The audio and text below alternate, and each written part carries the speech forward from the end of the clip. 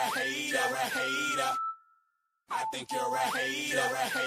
Haters everywhere we go. Haters everywhere we go. Haters everywhere we go. Where we go, haters going down for the count.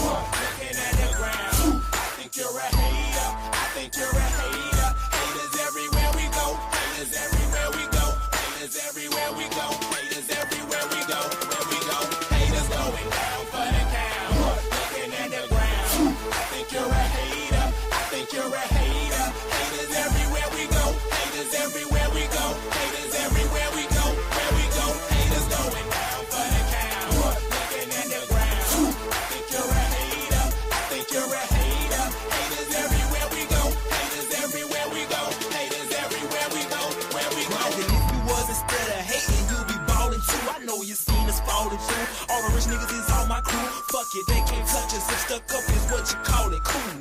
Ooh, you should've seen when I came down in that. Black on black, cause it's gator haters face down on the mat. Splat, yeah, I can make a green nigga mad. Quick, fast, flash like 10 cash on this bitch ass. You can tell I'm a G by the walk in the stands. I play the game, make me talk in the stands. Watch how you talk when you talk to the man. If it ain't about brains, you talk to the hand. I show you how to get rich. You got a weak arm, I'll show you how to pitch. Made so play, I'll show you by the hit. And tell the police I don't know about shit. Hey, God, I'm fly, something like the air. Ain't that something when it's stunting, man? It's nothing like air. Homie, hold it right there. Homeboy, right there. Haters going down for the count. Looking at the ground. I think you're a hater. I think you're a hater. Haters everywhere we go. Haters everywhere we go. Haters everywhere we go. Where we go, haters going down for the count. Looking at the ground. I think you're a hater. I think you're a hater. Haters everywhere we go. Haters everywhere we go. Haters everywhere we go. Where we go. I got one in the back. I got one in the front. I make them do what I say. They tell me say what I want. I tell them, get your money, girl, and just stop breathing. Cause if it ain't about that dough, it ain't about me neither. See a gangster like myself, I get that paper and women. Man, your woman probably out there with some paper to give me. Listen, you're looking at a real pimp, ask my old women. And they'll tell you no remote, I control women. I'm a whole load, put me in the game, woman. If he ain't paying, then he shouldn't be playing. I'm saying, broke dudes only make jokes funny. I make more than I can fit in this quote, honey. Unquote, come sun soak with me, ma. Fly you down here and lay you up in my beach house. Haters going down for the count. Looking at the ground. I think you're a hater. I think you're a hater. Haters everywhere we go. Haters everywhere we go. Haters everywhere we go. Where we go, haters going down for the count. Looking at the ground. They want that smoke, bitch, I got it for 'em. They want that smoke, bitch, I got it for 'em. They want that smoke, you know I blow it. They call me Sunny Monster for a reason. I'm really dripping, leave a nigga bleeding. I get to squeeze and leave a nigga. They want that smoke, bitch, I got it for 'em. They want that smoke, bitch, I got it for 'em. They want that smoke, you know I blow it. They call me Sunny Monster for a reason. I'm really dripping, leave a nigga bleeding. I get to squeeze and leave a nigga bleeding. Raw Molly got me all up in demon mode. Mouth moving like I done put clean in my nose. Tryna catch me up, I can leave with some hoes. He standing straight up, watch I make him lean with this pole. Would've thought he was closed, how that heat made him fold. Thought it was a game, he won't think no more. His brain's gone, nigga. It be exciting when I get to striking. Guns sound like thunder, hit you like lightning. Fight for your life, we don't do no fighting. We really hit it, nigga. We worse than savage, they calling us Vikings. Police be riding, we still be sliding. Told you we hitters, remember the time. They want that smoke, bitch, I got it for 'em. They want that smoke, bitch, I got it for 'em. They want that smoke, you know I blow it. They call me Sunny Monster for a reason. I'm really dripping, leave a nigga bleeding. I get to squeeze and leave a nigga bleeding. They want that smoke, bitch, I got it for 'em. They want that smoke, bitch, I got it for 'em. They want that smoke, you know I blow it. They call me Sunny Monster for a reason. I'm really dripping, leave a nigga bleeding. I get to squeeze and leave a nigga bleeding. How about I leave them holding like the Bible? AR-15, that's a high-power rifle. A in the army and assassinate rivals. Break that shit down, nigga. AK or anybody kill. Hop out, get the drilling and spilling. Stay on point, 6-2, gon' split 'em. FN, that's for any fuck nigga. You a plug, then I'm pulling up, nigga. You my lunch, eat these bullets for dinner. 5.0, eat 'em up, eat 'em up. SK, smoke killer for show. Drum rounds and cripple ops Draco. I got them all, you don't want no.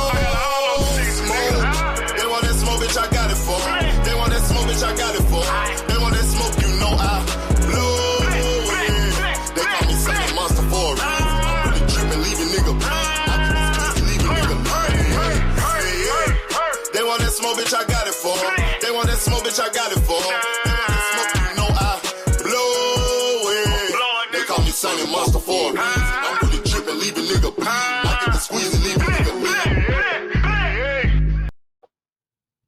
The fuck is up, people?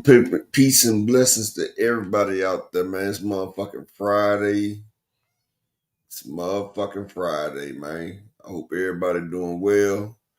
And we got a treat. Dr. Key will be in today. She set aside some time from her busy schedule. Yes, people, her busy schedule to come talk to us. Now, let me stop bullshitting. She'll be in today, though. Salute to everybody in that motherfucker, though. But let me shout out everybody. Shout out to Track 327 in the building. Salute, King.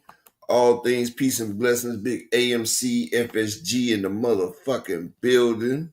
Salute to my nigga Lee Jackson. What's going on? Brian the King Falcone in the building. Big AMC, FSG. The beautiful Miss Joette. How you doing, Queen? Hope everything's well with you. G Tatted TV. What it do, my nigga? Peace and blessings to you.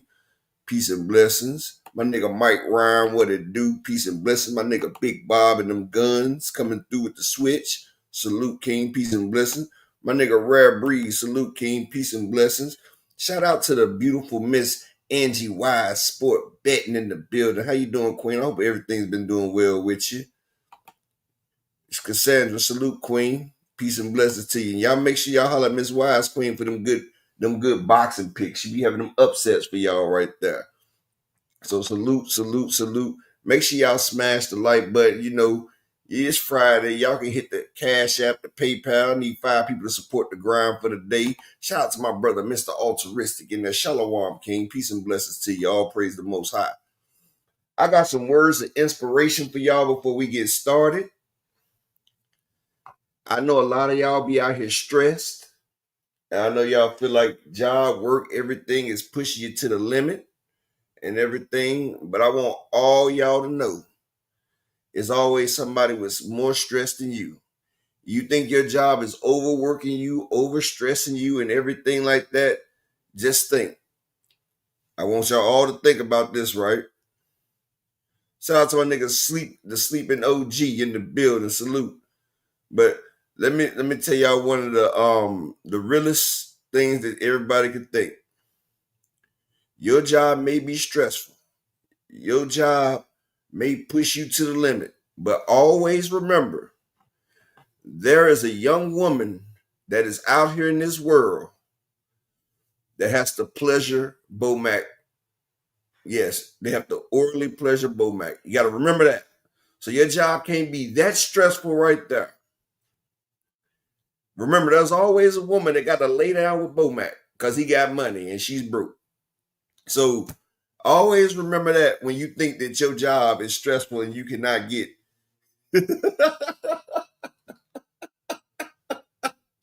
Shout out to my brother Peterson Sanson. Shout out to my nigga SBG Mello in the building. I'm just saying, your job can't be that stressful, my guy. B-Dog, salute. Just remember, it's a young lady out there. It's a young lady out there that is with Bomac while he got a big bag of cheese doodles and a 72-ounce big goat. Yes, sir. Now imagine having that lady's life.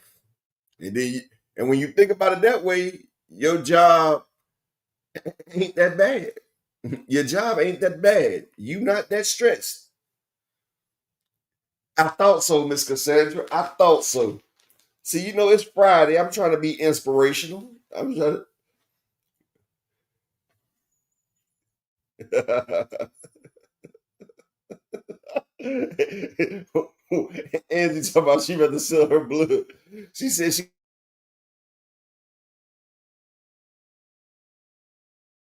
gonna be in the play. Yeah, I see. Usually make sure you put your money on Terence Crawford. That's all I can say.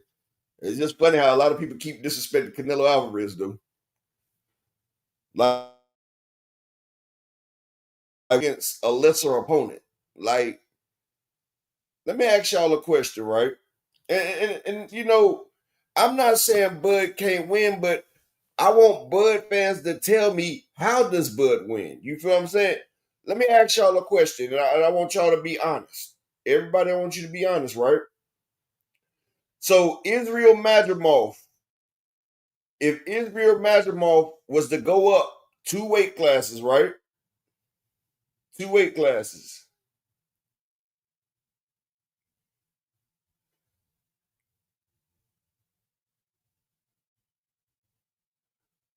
Well, I mean, shout out to Juice Lee. But this is what I'm trying to ask y'all, right? If Israel Madrimov, you know, him and Bud had a pretty tough fight. Now, Israel Madrimov is a natural 154 pounder. He's a natural 154 pounder, right? I want y'all to pay attention now. Shout out to the beautiful 2 Cent, man. Make sure y'all subscribe to 2 Cent to get y'all 2 Cent of boxing. You know, she gives her 2 cents and she'll give your ass back a dime. I'm telling you. She put her 2 cents in, you can retrieve a dime out of that bad boy. But this is what I want y'all to understand. And Dr. Kid be here in a minute. But this is what I want y'all to understand, right? Israel Madrimov is a natural 154 pounder. If Israel Madrimov, this is what I want y'all to think now. If Israel Madrimov was to move up to 168, how do y'all think Israel Madrimov would do versus Canelo Alvarez? Shout out to my nigga Ramon Sifu, all praise to the Most High, Shalom, King. I'm asking you a question, and I want y'all to be honest. This is an honest discussion. How do y'all think Israel Madrimov, the motherfucking George Kambosos of 154, because he hasn't, first off, Israel Madrimov has not beaten anybody at 154. He's been getting his ass kicked around. He's been getting his ass kicked. Israel Madrimov is, and Juice Lee, now you capping. Because Israel Madrimov gets in that ring with Jermell Charlo, he gets fucking stopped. He will get stopped. At 154, Jermell Charlo would fucking stop Israel Madrimov, Juice Lee. Now you capping. That's the shit I be talking about. Like, people ain't trying to think logically. Israel Madrimov has not beat anybody at 154, Juice Lee. Jermell Charlo unified that division. He unified it. Jason Rosario will beat Israel Madrimov. Jason Rosario, motherfucking Julian J-Rock would beat. Israel Madrimov could not beat nobody at 154. Why do you think he keeps fucking losing? That motherfucker is the George Kambosos of 154. He got that belt because Charlo dropped his. Charlo dropped his because he stayed out too long. Madrimov ain't beat nobody. You see, as soon as he fought somebody, he lost. Then he lost again. Then he fucking lost again. The only reason he got put in that position is because he's a foreigner. And they always putting them foreign fighters in the positions because of all their amateur career. That's why Lomachenko got a title shot his second fight, lost, and got another title shot his third fight. It's called the complexion for the connection. Shout out to Malik Taylor and Felicia Johnson. Okay, Felicia Johnson. Pay attention now. You say I can't make that styles comparison. Styles make fight. So you can't compare one fight to the next. That's a good point. But I seen Madrimov versus Crawford. I seen him versus Bobacek. I seen him versus Virgil Ortiz. The nigga's not fucking good. He's not good. He's not even a fucking gatekeeper. So that's one style right there. So styles make fight. But the funny shit about it, the fact that he's not that good at 154 and he was able to go neck and neck with the best. Neck and neck with the best. Neck and neck with the best. You say Canelo looked worse versus William Skole. Let me ask you a question, Juice Lee. How you think Terence Crawford would look against William Skole? I think William Skole beats Terence Crawford. William Skole is a 168-pound fighter. He is a 168-pound fighter. Size does matter. William Skole would not have to bounce around that ring with Terence Crawford. Terence Crawford was trying to knock Madrimov out. He couldn't even buzz that nigga. Is a reason why. Okay, I'm gonna give you the perfect example. I'm gonna give you the best boxer athletically that ever laced up his gloves. Roy Jones Jr. Thank you, Miss Joette. Yes, it do. I've been trying to tell niggas size matters. You can't go to Africa on a rowboat. You need a luxury yacht.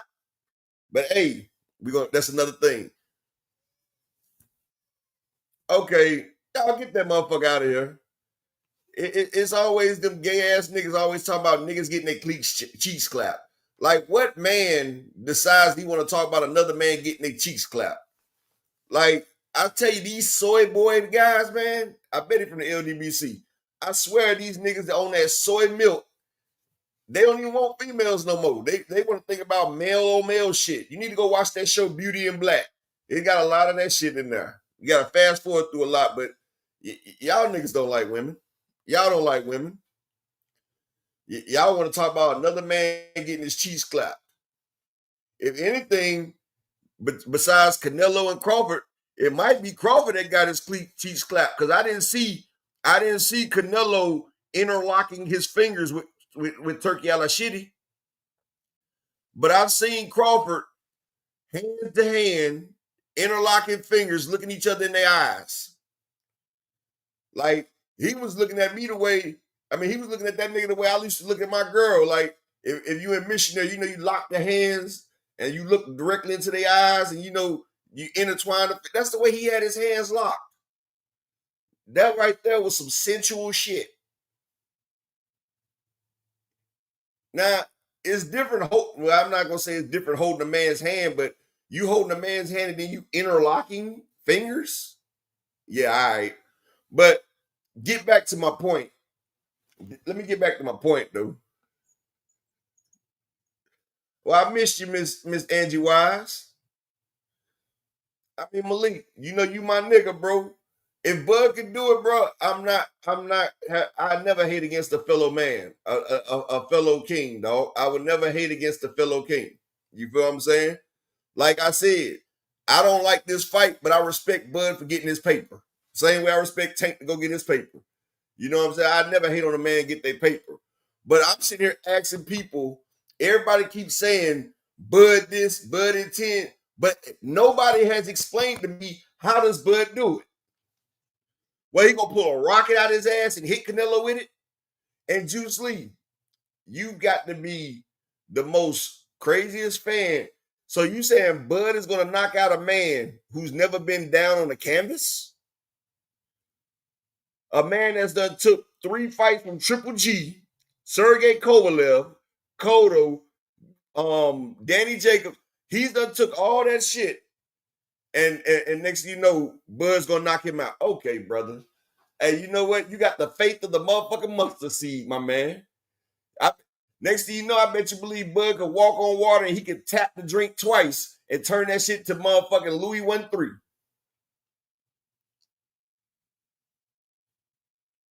Sonny Augustine, salute, King. Shout out to my nigga Brian King Falcon. Welcome back. Welcome back. I'm just, like I said, I never hate on another brother. Because, we all from the tribe. You feel what I'm saying? We the tribe of Judah, but, like, I'm trying to figure out. 78 Dorks TV, you say, what will your excuse be if Bud does knock him out? I say that Snack is undefeated. I say Snack is undefeated.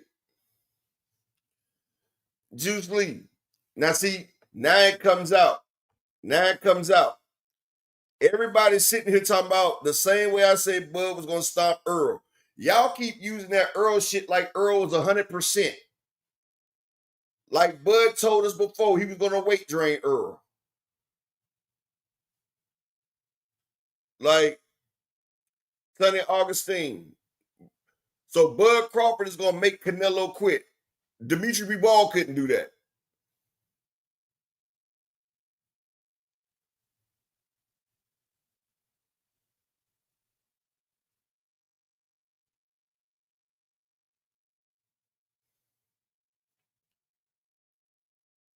Yeah, Ramon Sifu. What I'm saying is that when I say I understand about the mustard seed, but what I'm saying about the mustard seed is his faith is non-wavering. It's not gonna go to nobody else. He believes all things is possible with Bud. So you know he's gonna stick with that man right there. But like I was explaining to the people that can comprehend, you know, logic, you know what I'm saying? Because there's a lot of logic in this world, but logically, like I was explaining before I got interrupted, um, Bud had a Bud had a motherfucking life in, well, you know something, 78 Dorks TV. I love the name. I love the name. But you also know Earl Spence was in an accident before that fight. His shit was total loss. You also know he passed out in Nevada while he was training. You also know he had broken ribs and he was on motherfucking pain medication. The man's eyes was glazed before he walked in the room in the ring. Go look at the shit, dog. Oh, Earl wanted a paycheck. The same way he was willing to risk it to fight Manny Pacquiao, he said, fuck it, I got two eyes. I don't care if I lose one. Earl trying to get his bag and get the fuck up out of there because Earl wasn't disciplined. Earl didn't lead a fighter's life. Earl Spence would blow up to 200. Augustine, it's not excuses, dumbass. Listen to what he asked me a question. I'm giving you an answer. Y'all keep saying excuses. No, I'm giving you the variables. It's never an excuse if you get in the ring, but I'm telling you, it's outliers. You think he got the Earl Spence that fought motherfucking he didn't get the Earl Spence that fought motherfucking Peterson. He didn't get that Earl Spence. Hell, he didn't even get the Earl Spence that fought Sean Porter. The fact is, Bud gonna get smashed, Dork TV. I'm just explaining it to you. Okay, if that's okay, bro. See, I can't argue with ignorant people. So you said Earl's a stop sign, Styles make fight. No, Earl is the pinnacle. Okay. So I bet y'all think Hector Macho Camacho is better than Sugar Ray Leonard. Hector Macho Camacho beat the dog shit out of Sugar Ray Leonard. So Styles make fight on that one, right? So Styles makes fights on that, right? George Kambosos beat Tio. Man, Sonny Augustine, bro, I used to think you knew a little bit about boxing. You don't know shit about boxing. The reason why Hector Camacho beat Sugar Ray Leonard, first off, he had a long layoff. He had a long fucking layoff like Earl did. Sugar Ray wasn't in the best shape. Come on, bro. Like, if y'all really believe that Earl Spence was 100% when he went in there with Terence Crawford, I bet you believe that never mind. You know something, Supreme Sheep? Terry Norris is not motherfucking Hector Camacho. Terry Norris will beat the shit out of Camacho. Terry Norris will beat the dog shit out of Camacho. And shout out to my nigga Malik in the Cash App with the $5 holler. He say, I like Bud the fighter, not the person. Oh, I love Bud as a fighter. I love seeing him get in there. Honestly, people think I hate on Bud. I'm not hating on Bud. Like, I never hate on Bud. Bud is my nigga inside the ring. I just don't like him outside the ring. Shout out to my nigga Zulu Line in the building. Shout out to Joe. Bud told me he don't give a fuck if we his fans or not. He said he'd rather have the UK fans. So I'm not going to support you, my nigga. All you got to do is tell me one time my money ain't shit and you won't get my money. You told me my money ain't shit? Cool. I keep watching you though, my nigga. I'll root for you in the ring. But I'm going to tell you like this. Yeah, because I ain't a hater, I'm a realist. Like, I'm trying, like I said, if a motherfucker, all I hear is people sitting there like Juice Lee and Sonny Augustine. All I hear is what they wish would happen, what they hope would happen. But not one motherfucker has told me, how does Bud win the fucking fight? They always Bud and this, Bud and 10, Bud and 10. But has nobody told me how Bud wins the fight? That's like going to the club talking about I'm about to get some ass, but you don't ask for nobody. Okay, you making a prediction, Juice Lee, but tell me, how does it work? Tell me. Maybe you know something I don't know. Maybe I want to sprinkle a little bit of money on Bud. Explain to me how Bud does it.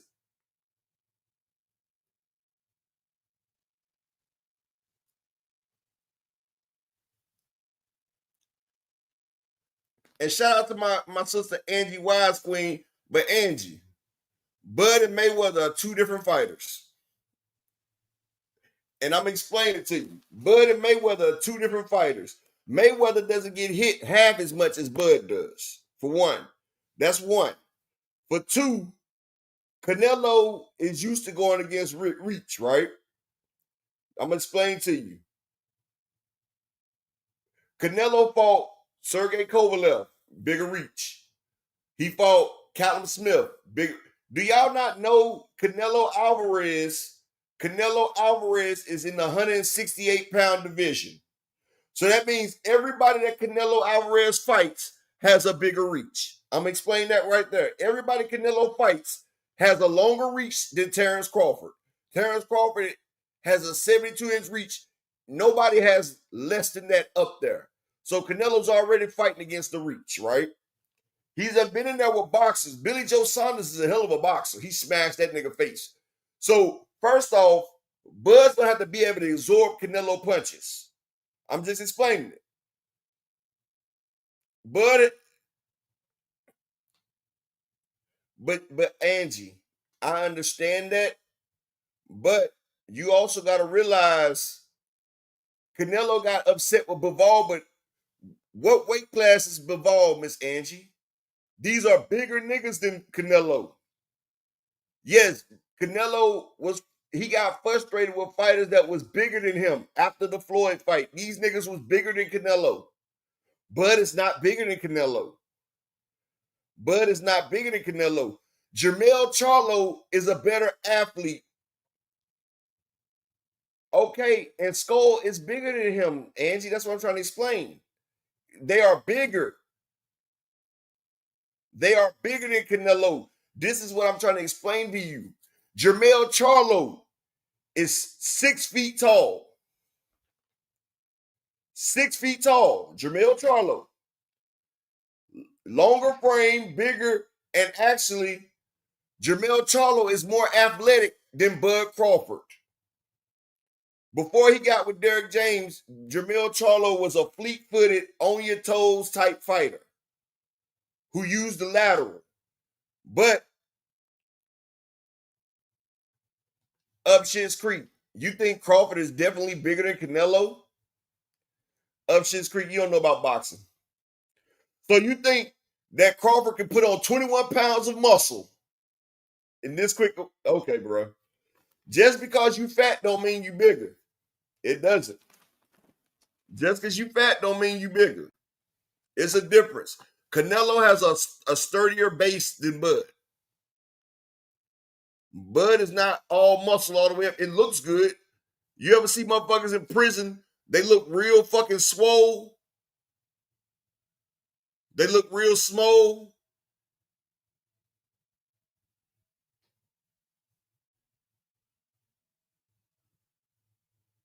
Did somebody say Bivol was a cherry pick? The fuck? He was undefeated. He had beat the shit out of Joe Smith. The nigga that knocked B-Hop out the motherfucking ring. A cherry pick? This nigga is damn. Bro, they must think Bud is ball wrong or some shit off a Street Fighter. What the fuck? Like, for real? Exactly, Zulu. Bivol is not no small nigga. Juice Lee, a year is not okay. Let me fix these for these troll pages real quick. Let me fix this for these troll pages. But this is what I want to explain to y'all, right? one of the greatest that ever laced up the gloves, right? Roy Jones. Roy Jones Jr. Roy Jones stopped shit. When Roy Jones moves up and fought John Ruiz, right? Roy Jones had the speed, the power. You know, Roy Jones is Roy Jones, right? But let me ask you a question.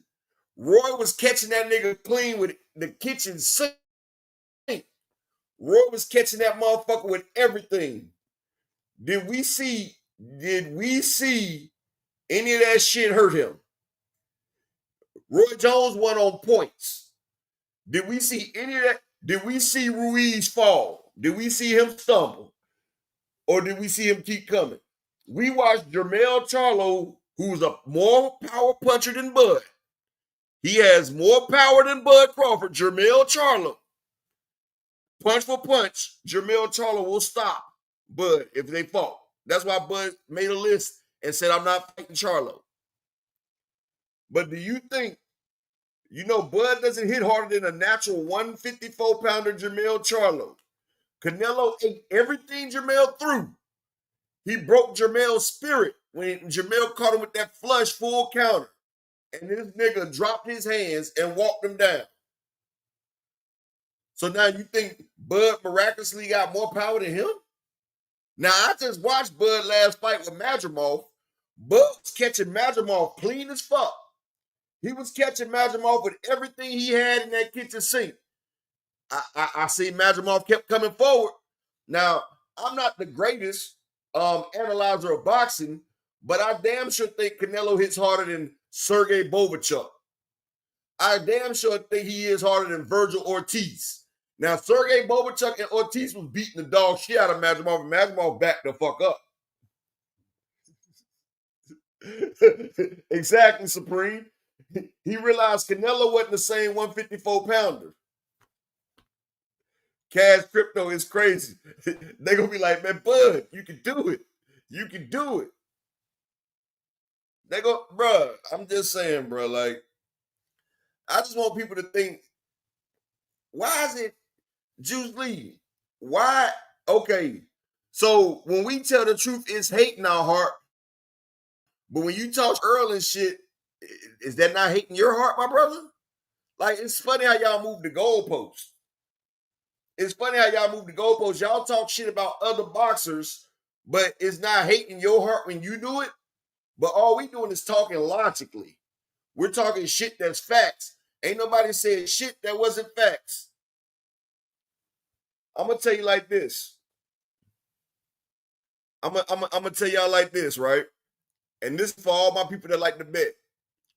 Do y'all know they got all this shit hyped up and now 67% of all bets are on Terence Crawford? Do y'all know 67% of bets are on Terence Crawford? And he's the underdog, right? Now, in y'all mind, do y'all think Vegas is about to take that loss? 67% of bets is on Terence Crawford. See, Canelo, this is his closest fight bet ever since the Floyd. Now, I'm just saying, I've done had football bets where I be like, man, ain't no goddamn way. I be like, ain't no goddamn way. Like when I say LSU was getting points the first week of the season, I was like, you know what?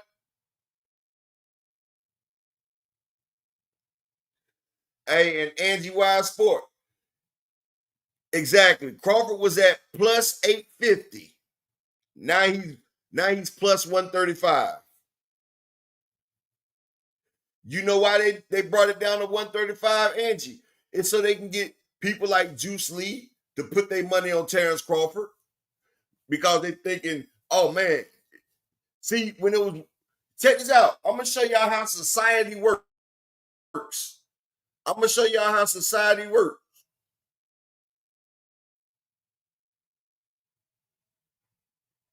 Oh, Sonny, you damn sure I am. No, Juice Lee, that was before the weigh-in, bro. That was before the weigh-in. But check this out though. I'm about to tell you something funny. Do y'all know a couple weeks? Y'all know when this fight was first announced. Now I'm gonna show you how sheep-minded individuals are. I'm gonna show you how the media can control the narrative. I'm gonna show you how weak-minded and individual fools that most people are. And I ain't talking to my girl Angie Wise for a bit. She been doing this shit for a while. And at plus 850, I might have tried that shit too. I ain't even gonna lie. You know, plus 850 is the type. Hey, Angie, I'm going for Lewis Crocker tomorrow. He's plus 4 something against Patty Donovan. Louis Crocker for the upset. I'm going for it. Louis Crocker gonna upset that nigga. You know what I'm saying? But check this out. When this fight was first announced,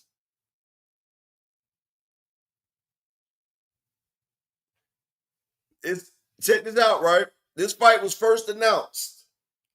Everybody talk about, oh, this is a dumb fight. This is a exhibition. There's no way that Bud can go up 2 weight classes and fight Canelo. That's 3. He was just 147. Everybody, all the fighters, Juice Lee. Also, Earl Spence is a lot bigger than Bud Crawford. Juice Lee at that time.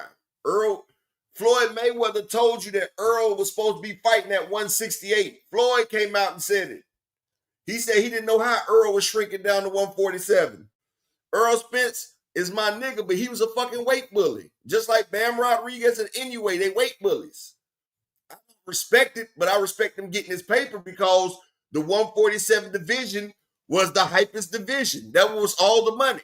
If Earl Spence would have fought at 154 or 160, he would have never got the paydays because didn't nobody want to see the people that was up there.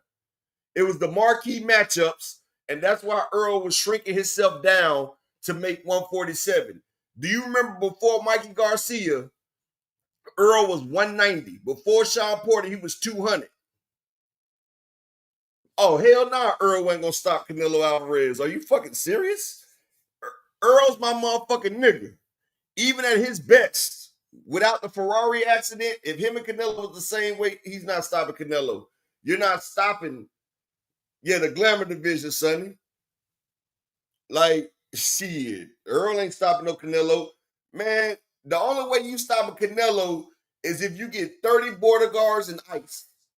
30 border guards and the ice people. That's the only way you stop a Canelo.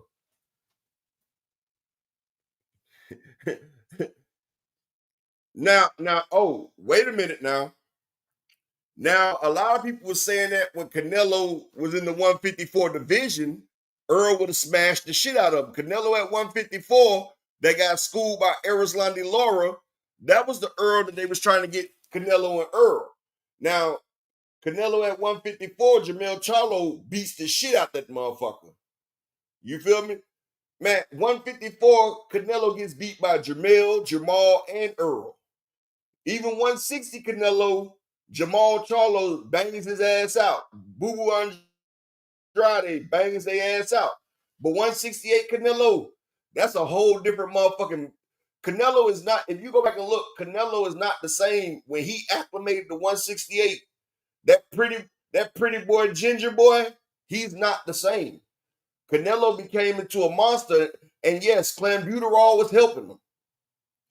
Did y'all not see the picture of Canelo when he went up to 175? That nigga was cut like dope in Harlem, bruh. That nigga was cut the fuck up off that clenbuterol. They even made it where they make it where it's an unfair advantage. They said being a black fighter is an unfair advantage. That's what they said. They said black fighters, this is what they said. They had a meeting. Check this out now. Now, this is real talk. They had a meeting and said black fighters were too athletic and too skilled, and they made it where fighters from Mexico can have up to 15% of clenbuterol in their system. Do you know that they're allowed to have clenbuterol in their system now? They raised it so other fighters can have clenbuterol because they said the way the meat is done in Mexico, like it's, they said the way the meat is processed in Mexico, because they say it's the steroid that helps the meat grow quicker. Like if they have up to 15%, then they wasn't using it. But what they don't tell people is you can get a big dose of clenbuterol today, and 24 hours later, it dissipates in your system. It dissipates in your bloodstream. So it's going to be under 20% if they check you 24 hours later. But that's the boost they give, Exactly, Phoenix. But people don't talk about that. And ever since that shit happened, Canelo has been doing his thing. Canelo broke Billy Joe Saunders' face. Callum Smith, a much bigger person than Terence Crawford, tried to block them shots from Canelo. He got his tendons torn in his arms. So this is what I want to ask. Okay, let's just say Bud got the reach on Canelo. We don't even know if Bud got the speed over Canelo. Bud just picked up weight. Do y'all think that a motherfucker speed? Did y'all see Roy Jones? Did y'all see Roy Jones' speed when he went up to heavyweight? It wasn't the same. It was not the same when he fought John Ruiz. Roy looked real sluggish.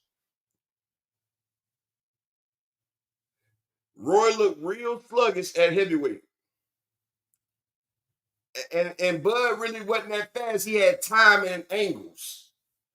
Canelo is one of the quickest 168 pounders out there with power. I'm just saying. Caleb Plant was a good fighter. And have y'all not seen Canelo in a fight? Now, let's take away the biasness. Have y'all not seen the way Canelo has head movement, the way he slips shots, the way he rope-a-dopes motherfuckers? Have y'all not seen it? Go back and look at the Kovalev fight. Look at the Triple G fights. When Canelo will sit there and bob, boom, boom, bang, bang, and pop, pop. Canelo, people are taking away Canelo's. Canelo told Crawford, nigga, I'm different. This is Saul, Canelo Alvarez. And I'm going to tell you what's going against Bud. First off, Bud coming up with 135. Exactly, Phoenix. They forget that Canelo started at 154. Bud started at 135. That's one. Now, in a fight, you're going to get hit, right? You're going to get hit.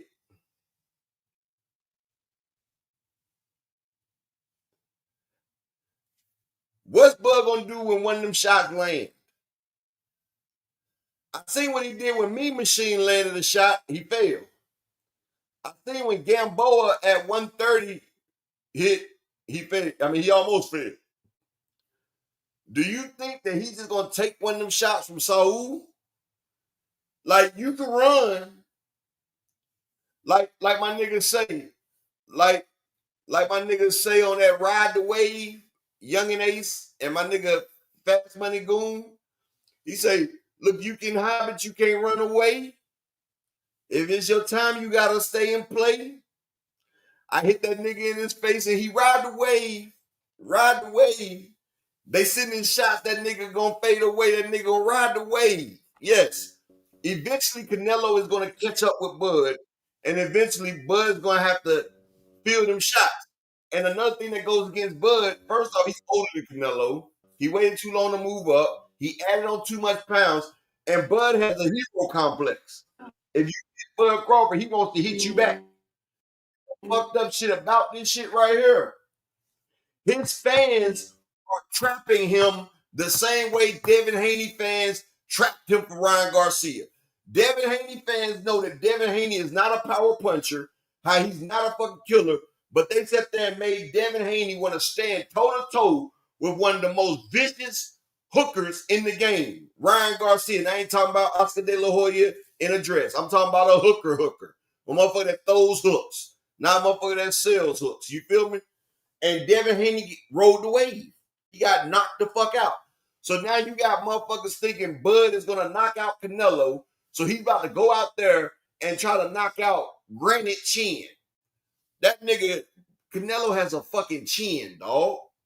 That nigga chin like the Incredibles.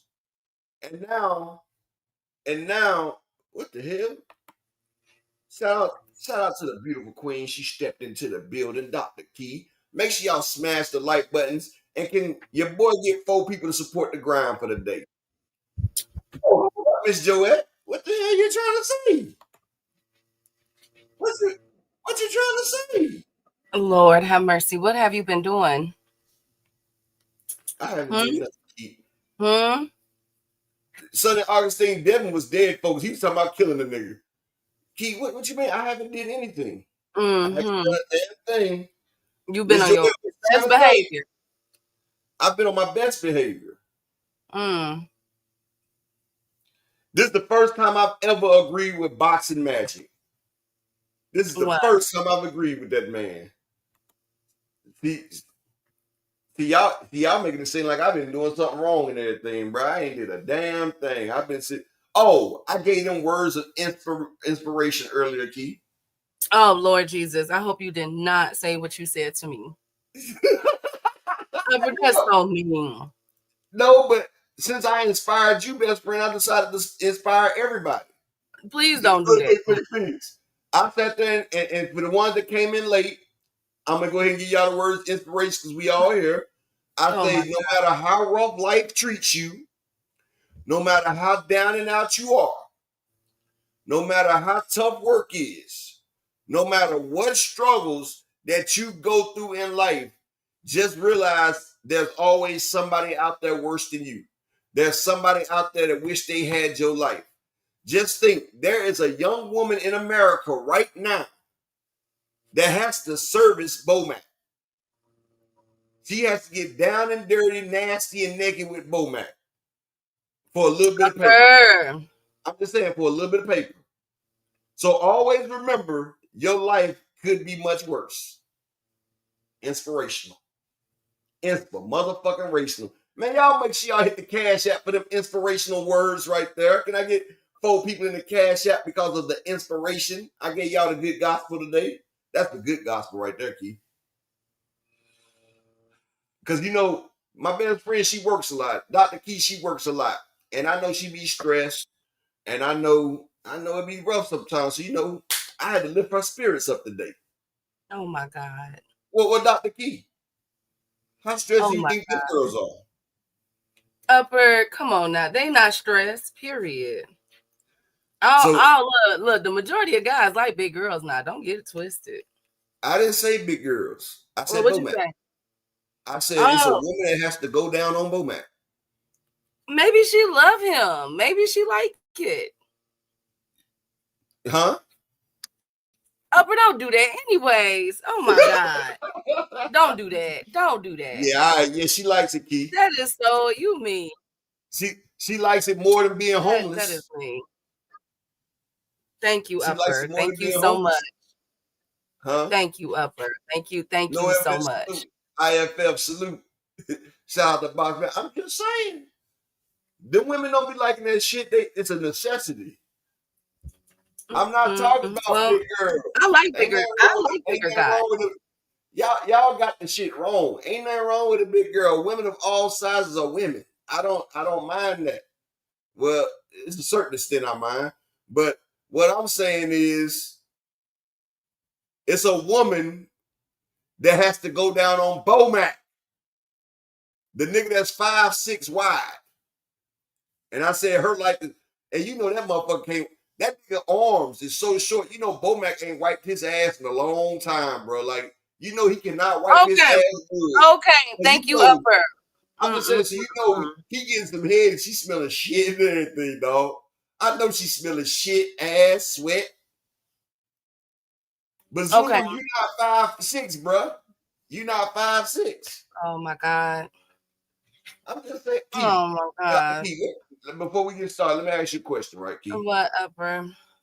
Do you really think that Bomac can wipe his ass good? But I don't think about stuff like that, best friend. I don't care. Well, when I you see a hope that he nigga that does. wibble wobbles and his arms are like, you like with I'm T-Rex sure that arms. he's been living like that for a very long time. I'm sure he There's some does. nasty women out here, I swear. There's some Oh my nasty women out God. here. Oh my God. And shout Bye, out to my boy, shout out to my brother Victor in the cash out with the 40 piece. Is that you boxing magic? Is that my man boxing magic right there? Where? Sonny, I just think about shit like that because I think this is what happened. I seen the damn motherfucker when she was talking about how she had to fuck with Biggie Smalls.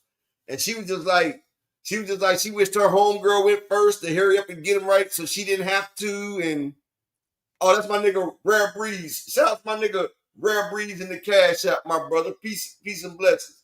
Like, women be trying to put their friends on that shit. She was like, man, I had to get with Piggy Smalls. So, you know, the Piggy Smalls, she had to do that shit.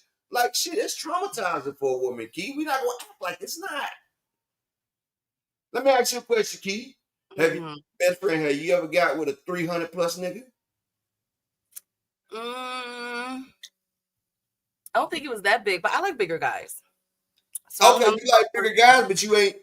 Matter of fact, would you fuck with somebody like Bo Mac? He's not my height. Like, I want somebody that's taller than me. If Bo Mac was taller, he's taller than you. He's 5'5". But he's not that much taller than me. He's got to be at least, like 5'8" or so with that much. Okay, weight. let's say Bo Mac was 5'9", but he still had the same build and everything. Would you fuck with him, Key? Honestly. Yeah. Yeah.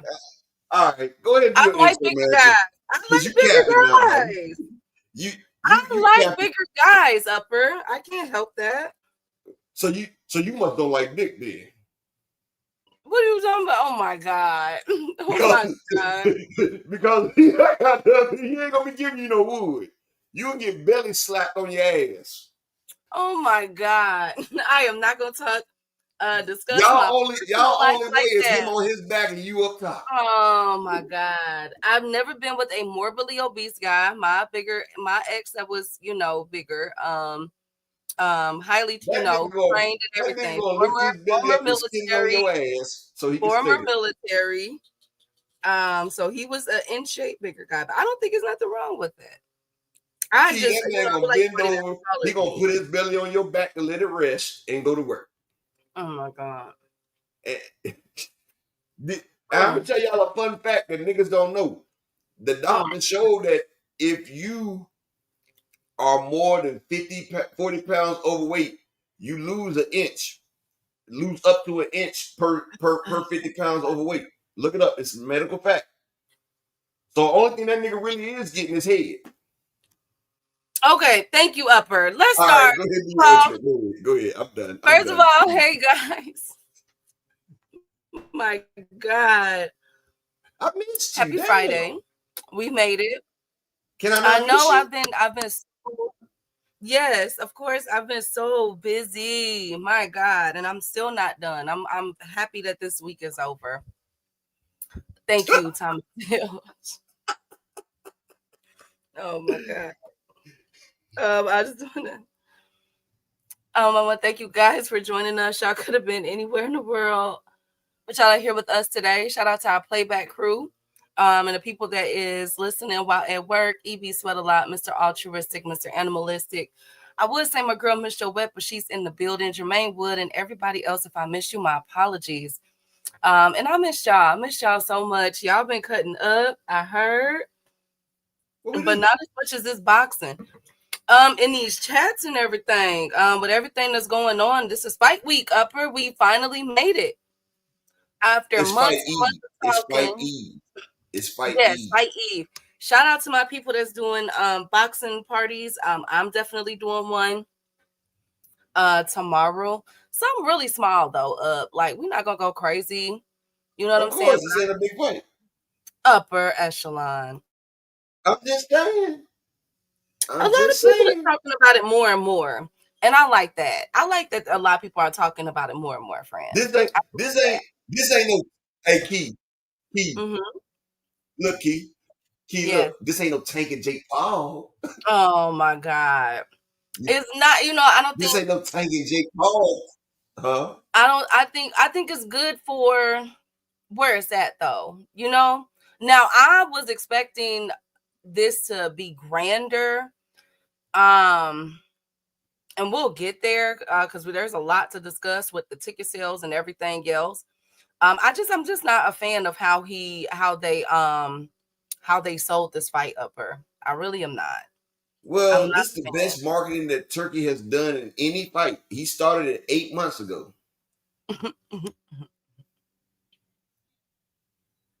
Like he started it 8 months ago. So you think that this is a good? So you think he's doing good? No, I'm not. You know how? Okay.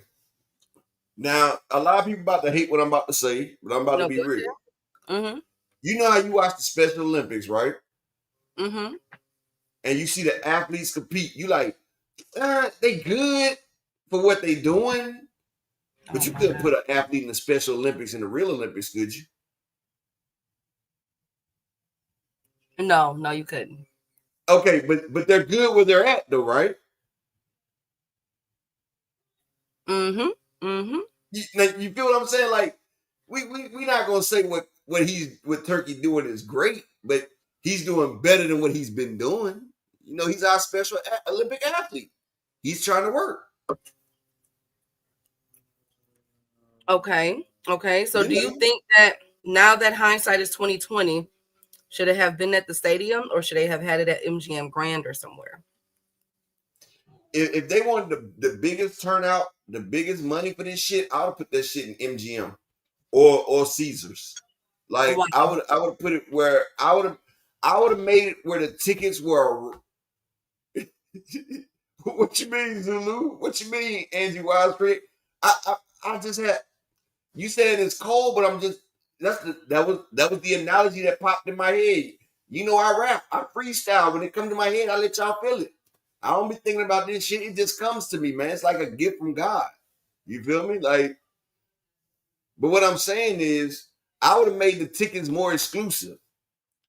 Nigga, 65,000 tickets. Like, Floyd and Manny or Floyd and Connor, they could have went into a damn stadium, but they didn't. They kept that shit grown and sexy. They kept it exclusive. And they got exclusive type money. Number 1 and number 2 all time. Gates. Like when you make shit when you make it where a lot of people can do it, a lot of people don't want to do it. You feel what I'm saying? Like Kanye West. He came out with them Yeezys. Them shits ugly as fuck. Them shits is ugly as fuck. I ain't gonna lie. Yeezys ugly as a motherfucker, but I bought some. I bought some because of the price and everybody was talking about, you know what I'm saying? Because the price, it made it exclusive. Like, just anybody couldn't get the shits. You feel what I'm saying? Like, it makes it exclusive. Just like when you buying a damn Birkin or a motherfucking Louis Vuitton or a Prada bag for your woman and shit.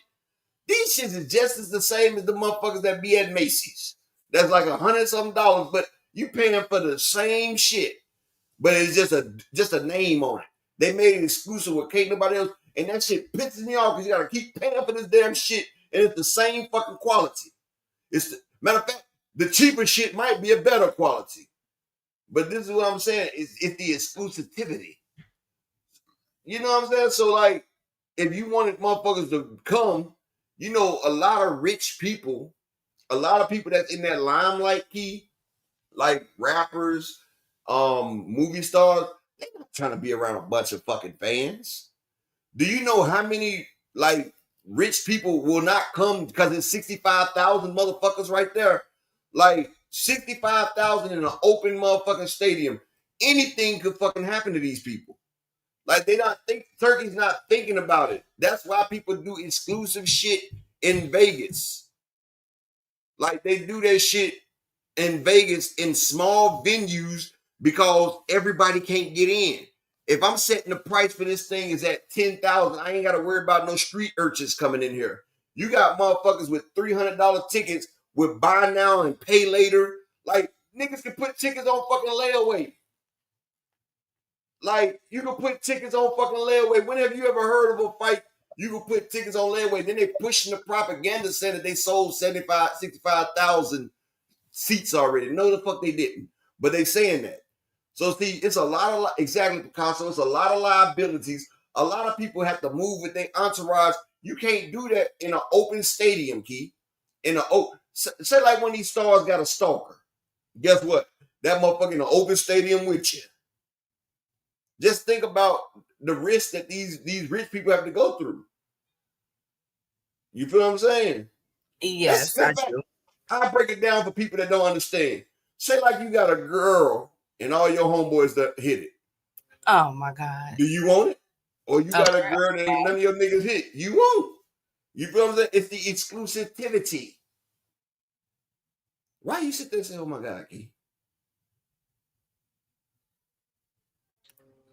Exactly. What happened to Mr. Kirk this week? In an open Emmanuel Card. I knew my nigga Emmanuel was gonna come up in here. Big Coach Nation on phone them. Emmanuel Carter on phone them. Oh, we ain't embarrassed, baby. Shut up. Shut up. I lose that game and y'all was winning. Whatever. Okay. Obviously.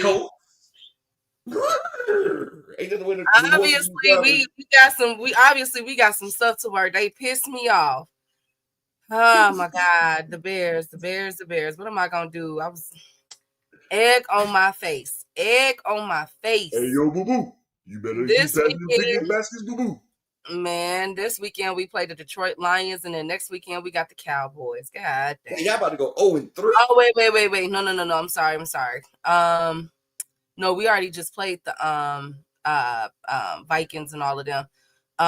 We do have. Oh no, we do. Damn, I thought it was a typo. We gonna lose. Y'all about to go 0-3. We finna lose bad. Oh, my nigga Darius Lawrence with the Colts Nation. Hold up. On phone them. Shut up. Damn, we finna lose again. Hey, Key, do you know the last time the man Angie Wise Nation on phone them? Oh God, I knew I liked that girl. I knew I love that queen right there. Hey, Key, do you know the last time the Bears had a good season? Last year. When them Colts beat them in the Super Bowl. On phone them. On phone them. The Colts stepped on Devin Hester and them boys. Whatever. James. Whatever. Y'all irritating. On them, Key. Hey, man. You forgot about that, didn't you? Man, no, I didn't. Of course. How can I, Upper? How can I? Big Bob, if you ask a nigga like me about the Colts, I'm going to tell you, I think we go undefeated, nigga. It might not be true. I'm going to always keep it real. I think, okay, out of the Lions and the Cowboys.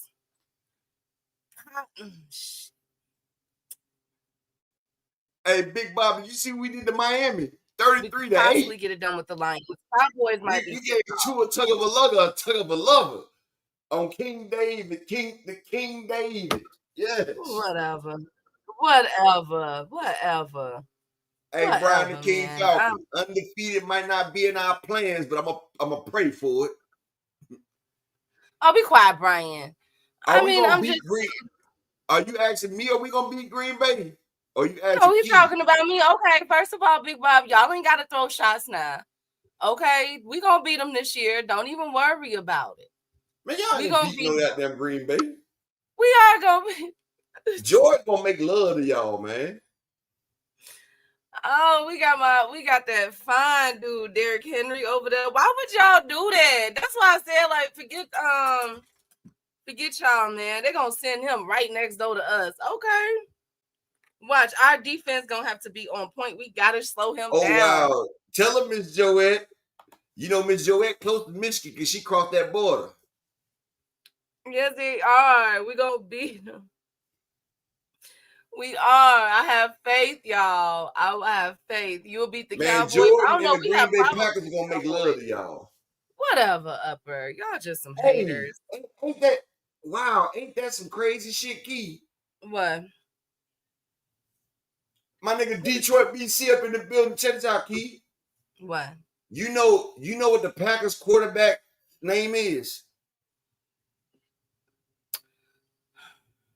Upper, don't. No, listen. The Packers quarterback is Jordan Love. Yes. And what do all Chicago people have? What do we have? Y'all got Jordan's love. Y'all love Jordan up in there. Oh, so you Jordan trying to come say in that there and he love don't? y'all down. Oh, really? Thank you, Upper. Thank you so much. Shout out to the Bears. They broke my heart, man. They broke my heart. I don't know what the heck happened. I don't know how we fumbled that like that. We're gonna be back though. Watch. It's like it's okay. It like your man We can afford to lose. We can afford to lose like a couple your man games. cheated on you, didn't it? That was the hard. No, it felt like we were right there. Right there. So it was like when the man finished too early for you. And you gotta finish yourself. Thank you said you was right there. You was right there. I didn't mean it like that. I mean, you get on my nerves. So that's a nigga that's not getting a call back, right? Oh my God. My nigga Big Bob said you gotta be quicker than that. You. Hey, that's when you don't get your call back right there. Oh my God. when you leave them right there, you leave them right there on stuck. But look, I'm just gonna give some advice. I'm gonna give some advice to the men out there. If you finish early and they right there, be a gentleman. Okay, upper. Anyways, go ahead and finish her too. I'm just saying. Thank you, upper. That's called equality. Yes, it is. Thank you guys so much. Listen, oh my God. Where do I go? Okay, what was I? Okay, let's kick this off. All right, upper echelon in chat. Let's kick this off. Okay. First up, because we got a lot of craziness. Thank you, Big Bob. Hi, hey Detroit. Salute to the queens of the building. Miss Joette, Miss Cassandra, and Miss Joette, Miss Cassandra, and Y Sports Ben. Salute to those queens, man. Make sure I subscribe to my girl Y Sports Ben channel. Thank you, Phoenix. Salute to Phoenix. Thank you, Brian, the king of the chat. Thank you guys so much. I'm not doing this with y'all today. Oh my God. Okay, so Upper, did you talk about the injuries yesterday? Key, you know when you're not here. Lord have mercy. Shit don't get on schedule. It don't get done the way it's supposed to. I'm being honest. You can't leave me in charge, Key. I get my fanon on. I be wanting to talk about boxing, and then I start talking about how we ran the GDs about the GDs, the Bloods, the Crips about their hoods and shit. You feel me? Thank you, Upper. Thank you. Shout out to all content creators, Upper Echelon. Now, let's get it cracking because we got another person to add to our injured list. Now, as we know, last week, the main thing was there was a rumor about Bud Crawford being injured, right? Now, some people said it was his hand. Some people said it was his wrist, okay? Some people feel as though, you know what, this is just to pump up the fight. This is for some Canelo fans feel as though Bud is making excuses, whereas others are saying, okay, so his shoulder too, okay? So, dang, it's just all kind of stuff. So then, I didn't know what to believe. I did not hear about an injury. However, now there are whispers moving around saying that Canelo a few nights ago was playing soccer and injured his ankle. Okay, so that's one. Another rumor that's floating around about Canelo is that he could possibly have injured his hand as well. Are we believing these injury reports coming out? And we're only a day away from the fight. What is going on? What's going on, Chad? My man Phoenix just said it the best. Canelo doesn't even play soccer; he plays golf. For one, for two, they're leaking this shit out there to try to get more people to bet on Bud Crawford. If y'all don't see the play, then you just blind. They trying to get people. Oh man, Canelo hurt.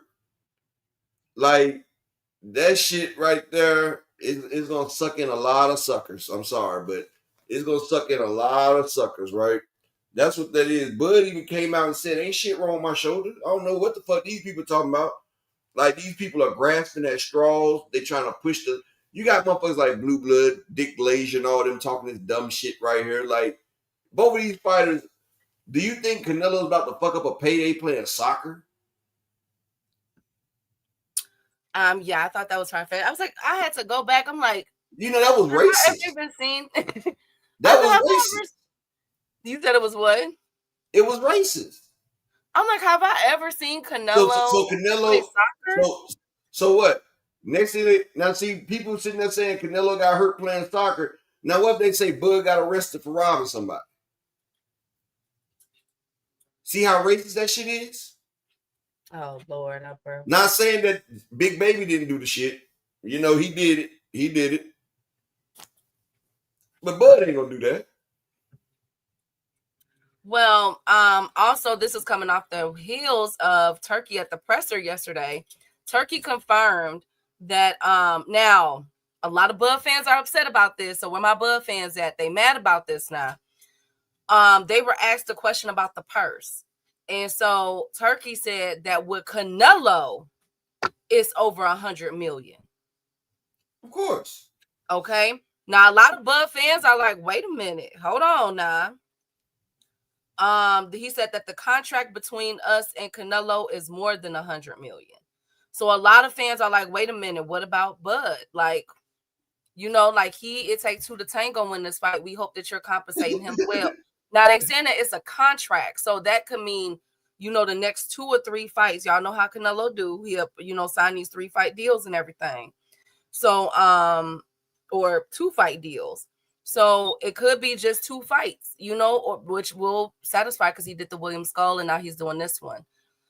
So what's going on, UP? Like, should Bud fans be upset about that he said it was no, it's a fucking reality check. What they thought, because Spence was dumb enough to give Bud a payday, they thought Bud was worth that? Fuck no. Like, we've been sitting there telling you, Bud doesn't fucking sell. He doesn't fucking sell. He just did a pay-per-view with Madrimov. They had Eminem perform his greatest hits. They had Pitbull Cruz bringing his fans. So that's 60,000 fans right there for Eminem and Pitbull Cruz. The fight still did under 100,000. 100,000 pay-per-views. What the fuck are you arguing for? The only successful pay-per-view Bud has is with Spence, and that's because Spence carried it. Bud did 5,000 pay-per-views with David Abernethy. The fuck are you asking for? That's like coming to the hood with some straight whip and you asking for drop prices. Nigga, you not getting no uncut price. Nigga, you getting that water whip. Like, that shit's stupid. Like, it's a reality check. Okay. That's like when one nigga take a female out and take her to Roof Chris, spend all this type of money on it, and then the next nigga, he don't even buy her 4 for 4. All he give us hard nigga bubble gum. She knows her worth. Just because somebody else inflated your worth, don't mean that's what your worth is. I'm sorry. It happens. And you welcome, Key. Thank you, Upper. Thank you so much. I knew it. Huh? I said, oh my God. Okay, so that's with that, with Canelo, the whole Bud injury thing. But now we have a new updated fighter to add to that list. And that is Daniel Dubois, Upper. It is said that Daniel Dubois has turned down a fight with Joseph Parker due to an injury. So now we have at the heavyweight division, Bivol. No, he's not heavyweight. Why is everybody turning down? That is heavyweight. Why is everybody it's turning Bivol? down? No, Usyk is heavyweight. No, Usyk is injured. Daniel Dubois is injured, and we got one more injury in the heavyweight division. I can't think of his name. Why is everybody turning down the Joseph Parker fight? Well, obviously he's injured. He said Usyk. They say Usyk ducked Joseph Parker. Now Dubois. Oh, Upper. Okay, but if he's injured, Upper, how can we make him get in the ring now, friend? So next thing you know, we're gonna see him doing the bang head boogie too, like Usyk, right? I'm just saying, shit ain't adding up. Well, okay, so now Parker will have to face Fabio Wardley next month. Oh, Parker gonna beat the shit out of Fabio. Yes, so I think so too. So That's Parker going against a British fighter. Hey Picasso. Yes, so we have another person. Daniel Dubois is injured, ladies and gentlemen. Sorry to hear that, Daniel Dubois. Hope you get better. Right, Upper? I Right, don't Upper? care about them British fighters like that. They be lying. They be lying. I want to see some motherfucking doctor's notes. Oh my God, Upper. Key, we not gonna act like that shit is fake, man. Come on, man. It's just don't nobody want to fight boring ass Parker. Like we seen. Okay, big dog. Now that right there is a blockbuster fight right there, big dog. Pacquiao versus Tank. Look at Big Dog Willie. Big Dog Willie get right one time. Now he about to. Next thing you know, he about to say, you know what? Devin Haney going up against motherfucking Beteria. Well, I mean, that could be a possibility now. Now look, But so you know something? That Tank and Pacquiao might be a possibility though. it really would. Pacquiao been one Tank for a couple years now. I think Pacquiao and Tank would do more than Jake Paul and Tank, honestly. That is interesting. Yeah, speaking of Tank Davis and Jake Paul, it will be a non-contested, it will be a contested as an exhibition bout with no judges and no official winner declared. So as we know, Georgia was trying to figure out how are they going to put this fight on due to the It's gonna size. be like a tough man contest. I guess so. So they're trying to figure out, they're still in the stages of trying to figure out how is Georgia going to present this fight due to the weight difference. That's what the main issue is between Tank and Jake Paul with this fight. Now it's done deal. And So the they're gonna stadium refund people's money then. No. No. I'm talking about on DraftKings. Oh, I don't know. If it ain't gonna be no winner, how I'm gonna get my money? Exactly. So that's just what I'm hearing for preliminary. Let's see how they continue to do this. We have until that would be October. the best outcome right there, though, Key. Mm-hmm. You know why? Because what if Tank go in there and beat the shit out of him? It ain't a loss on neither one of his resumes, but then Tank can show like, look, nigga, I told you it's levels to the shit. Hey, I can see that happening too. So I'm going to keep my eye on this, how they're going to, because they're still, the Georgia State Athletic Commission is still trying to fine tune, like tweak this fight to, present it. If they keep fucking up, they're going to change the venue. Nah. That's booked and that's already done. But as we know, next week is their press conference kicking off in New York City. And then the second one on Thursday, I believe, is going to be in Georgia. We're going to make the next fight according to Pacquiao, Tank, Jake Paul, and PBC is working together to make that next fight according to Jake Paul team. Okay. Hey, I believe Willie. You want me to tell you why I believe Willie? Why? Because he changed the bedpans of one of Jake Paul's uncles. So I believe him. Upper echelon. Shout out to my nigga Big Dog Willie. He know I'm just fucking with him. But he do be wiping niggas' asses, though. Thank you, Upper. Hey, B-Dog. Hey, Willie, let me ask you a question. Oh, my God. Can Bo Mac clean his ass? But go ahead, Keith. Upper, you know what? All things my right hand. Salute. Oh, my God. Anyway, speaking of Pacquiao, it is being whispered that Rolly Romero and Pacquiao is being slated for the December showdown with Pitbull Cruz and Lamont Roach being on the undercard as the co-main. I will keep my eye on this as far as it being solidified, but that's what I'm hearing. It will not be a rematch with Barrios. It will, in fact, be Rolly Romero. That's interesting. Oh, okay. And Thomas Hill, that nigga need a geyser, not a bidet, my nigga.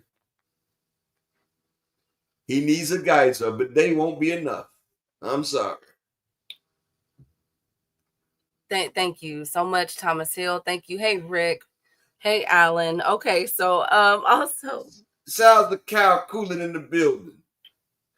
General, hi. Good to see you, General. So where do I go from here? Okay. All right. So speaking of Tank Davis. Oh my God. Speaking of Jake Paul and Tank Davis, they're also still trying to figure out the glove size. So basically everything is related around the weight. Whereas with his Tyson fight, everything was related, surrounded around the age.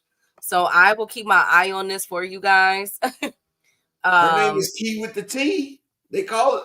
They got the segment. It was named by 2 Cent Boxing. It's Key with the T. Like the other day, Key the one that told me about Lamont Roach and Spence and Charlo, Lamont Roach and Pitbull. And then everybody else started announcing after I announced what Key said. And I made sure I gave her credit. Did you see that, best friend? I told her, I said, Key said. I made sure I said it. Thank you so much. I really appreciate it. But somebody that is not appreciative is Canelo Alvarez. He is upset that his fight won't be free on TV. He said, let's hope that they don't make that. Let's hope it's a mistake that won't happen again. Now, y'all know when Canelo be talking like that, he really mean that. He really telling y'all, look, Turkey, y'all. Now, y'all know that that Canelo airs his fights for free in Mexico. Okay, y'all know that now. Huh? I thought the fight was free. No, it's on Netflix, but remember he got that deal in Mexico. So Mexicans ain't got Netflix? I'm not sure, but he got that deal to where anytime he fights, regardless of what promotional company they air it on, or whatever network they air it on, it's always free on TV. Oh, it's supposed to be on Sábado Domingo. Yes. No, Sábado Gigante. That used to be my show when I was in prison. Sábado Gigante. Man, Sábado Gigante on the Univision channel.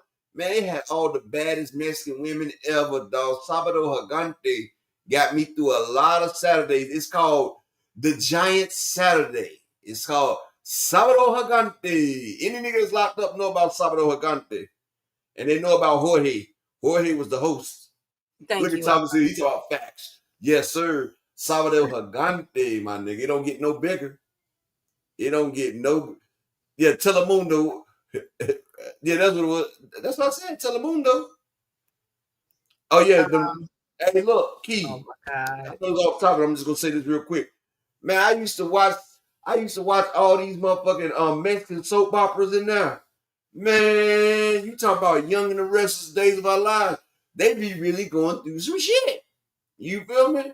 One of them novellas, she got caught in the horse stable with the horse master. You feel me? Like, I was like, oh my God. He's riding her like she's about to cross the damn motherfucking Kentucky Derby. Good God almighty, boy. It was that Rick. Rick Timms know about Sábado Gigante. I know Rick Timms know about it, Keith. Oh, shit. my God. And they weather women? Oh my God. Okay, so Tank and Pacquiao will compete with Canelo on Cinco de Mayo weekend. Depends on who Canelo fighting. I told you guys about the options now. So far, the Mexican Jerry Springer and was lit. Oh Lord. Oh yes, it was. Everything. Well, shout out to the Mexicans out there. I'm praying that you guys, some of y'all, at least I know y'all got Netflix. But of course, like Canelo said, it's a mistake that won't happen again. Okay. So it appears that Canelo is not down with the whole, you feel me? You did. See, they might not have Netflix, but they have rope picks. You feel me? Rope picks. Thank you. Thank you so much for that. You know, net, rope, picks, rope picks. Lord, thank you, Rick Timms. Thank you, guys. Lot of thank you, Brian, the king of the chat. Lord Jesus, Lord have mercy. Here we go. Next up, Dana White is facing a lot of pressure. First of all, I want to say shout out to Sean. He did an excellent job. Zadell, yes, answering the question. But before I get there, I want to show y'all what led up to it. So Dana White has, of course, been doing interviews with this fight going on. And he discussed his plans for boxing. And he said that in 2026, he's going to start his own show upper. He said, what I'm going to do is basically like the Contender series. What is I never heard of that one. The best. Contender. Okay. The Contenders, like, remember that show that they had on Showtime where they had the little young people boxing and shit? That Edward De Los Santos got beat on? Yeah. It's like that. Okay, he said the It's best. It's like when you take Real World and you take boxing, and it's like these people living in a house together. They each got different trainers. It's like the Real World, but it's like a boxing. It's like baddies, like the baddie shit, but with boxing. Like you got motherfuckers standing in the same house, and then they got to compete. The winner moves on. Some bullshit, basically. Some bullshit. Well, he said that the best will fight the best. Undefeated guys will fight undefeated guys. You will care about the first fight of the night and not just the main event. I will build stars, put on a great fights, and then these guys will graduate and fight with Turkey Al-Sheikh. So it appears that there's going to be a 2-fight system upper. They're going to start there with the Contender series for, I guess that will be like our prospects. That's what appeared, and then they'll fight for, how many chance, I guess like 3 or 4 times. I'm not sure. And then cross over and fight with Turkey Al-Sheikh in Saudi Arabia. So that's what it appears. They're going straight to TKO. Now this is at the same time. This is at the same time when they announced the Ring magazine series, in which they will feature boxers inside the Ring magazine series. And it's actually smart though. It's actually smart. Do you know basically what Dana is doing? It's actually smart. What they're doing is doing like American Idol. Like people get a chance to watch a fighter grow, just like you get to watch the singer grow. You get to watch the stuff that they go through, and it's just like American. I would do it. It's like American Idol. Like you getting people emotionally involved and emotionally invested in fighters, and it's like, matter of fact, it's like when Undisputed had it, where you could be Andre Ward and you could motherfucking you could build up like career mode on NBA 2K. Like you in career mode, like you watching a fighter develop, you watching them learn and shit like this, and then you get to watch him get knocked out when he go pro. Like full investment. You know what I'm saying? Like, I mean, it's a great idea because can he pull it off though? Up with his but the American Idols, all of them wasn't good singers, but they all went platinum when they came out because they had all America watching. So people are familiar with it. Yeah. If they doing all this for a quick buck, probably, shit, I wouldn't put it past them. Well,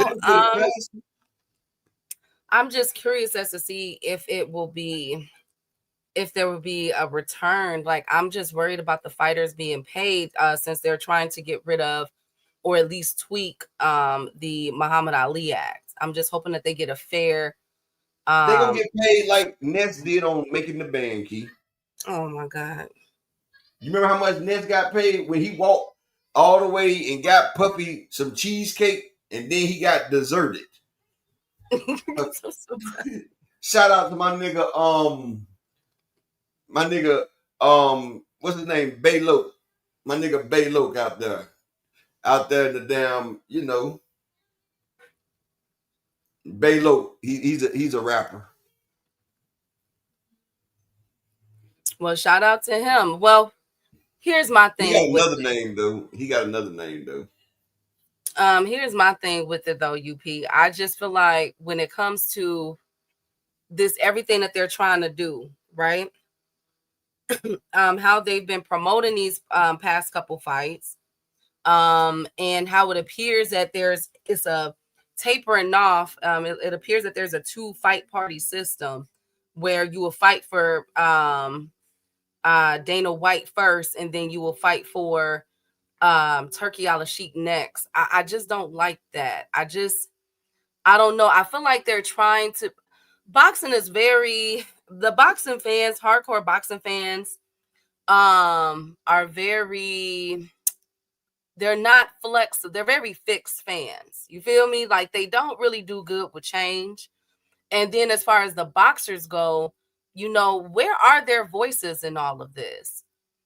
Even when I listened on the conference for the Muhammad Ali act, the hearing in California, I didn't really, I heard the family of boxers. I heard people in management and everything else, but where were the boxers?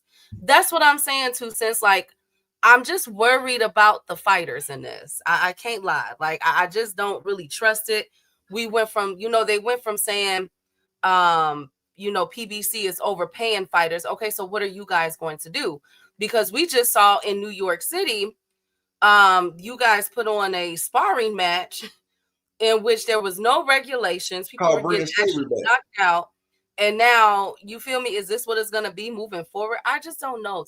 They bringing slavery back, Key. You know, look, they bringing back the shit that they know Al Heyman is getting up in ages. They trying to erase everything Al Heyman did for the sport of boxing.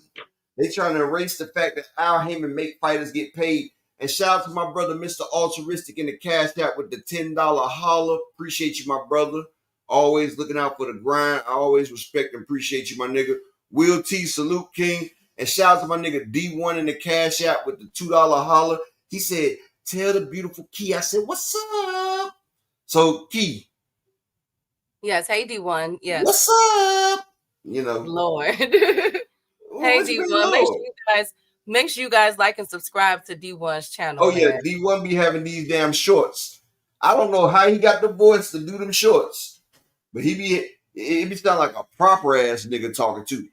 Now you look, as you see, Canelo stepped a foot back, and I know that's not D1. He be having motherfucking Teddy Atlas talking.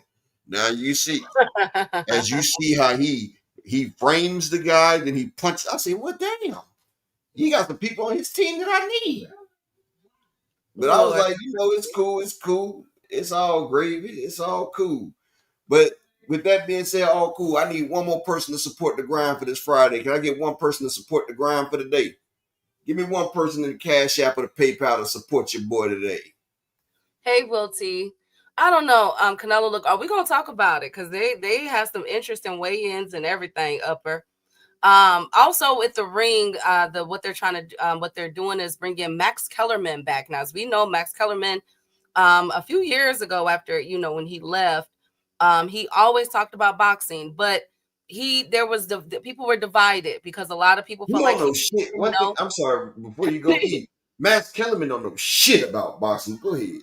Yes, that's what I was gonna say. A part of the boxing fans felt like Max Kellerman did not know anything about boxing, whereas others felt like he was good for the sport because it was putting more eyes on it, you know, from casuals and everything, his interests and takes. But he's back. He is co-partnered with The Ring magazine, and he's going to be doing In the Ring. It kicked off 2 days ago with Ryan Garcia, of course, being the first one to kick it off. And Max Kellerman has been all over this Canelo versus Bud Crawford fight. Kellerman took the bag to Glaze, Turkey, and Dana, and I thought he hated Dana White. Hey, Desmond. Like he was born last week talking about the best in my lifetime. Oh, my God. Lord Jesus. Max got paid that turkey money. Yeah. Yes, he did. Speaking of money, Upper, we got, okay. Philip Herkovic turned down the fight with Moses Atumwa. I bet he did. Give me 1 minute, Key. I'll be right back. Okay. He said that they offered him a fight. And I talked about this. Remember, I said that was one of the people that they were looking at was Herkovic. So we're not going to get we're not going to give Philip Herkovic versus Moses Atumwa. So now Moses need a fight. Lord Jesus. Everybody need fights. I wonder why Philip Herkovic didn't get in the ring with him. I wonder why. I see why he been gone. Yeah. Max Kellerman, he's very controversial, but he's loyal though. Once you sign him, he will big you up even if you was in the wrong. And some people need that on their podcast. You know what I'm saying? At their job. Like, you know, people that's called enablers. You need somebody to tell you the truth. Not nobody that's going to enable you. But I'll be right back. Thank you, Upper. Thank you so much. Another issue with this whole Bud Crawford, there's so many things. Might as well just start it there. Bud Crawford, TKO. Mauricio Suleiman has came out and said, which is the WBC president. He said that he is in fear. Well, he's fearing that he will not be allowed to present the winner with the famous green, gold, and belt. Now, green and gold belt. Now, if y'all know, I don't know if y'all been following. Turkey Al-Sheikh has presented a belt for the winner of Canelo and Bud. The belt is reported to cost over $300,000. It's being held in a case for people. So I think if you're there, you can see it. Like at one of the museums or something. I'm not sure, but I saw the picture. It looked like the other belts that I've seen. I'm not gonna lie. I'm like, I think we've seen this one before, but from what I'm hearing, this is the most expensive Ring magazine belt that they have done thus far, by far. Okay, over 300,000. That's what they're saying. So now, what rumor has it as is Mauricio Suleiman, that they're not trying to show the WBC belt. But remember, this is not the first time that Turkey has done this. Turkey did this with the I think at Canelo's last fight, right? 2 Cents, Will Phoenix, Thomas Hill. Was it at the Canelo and Skull fight, or was it at the Ryan Garcia and them card?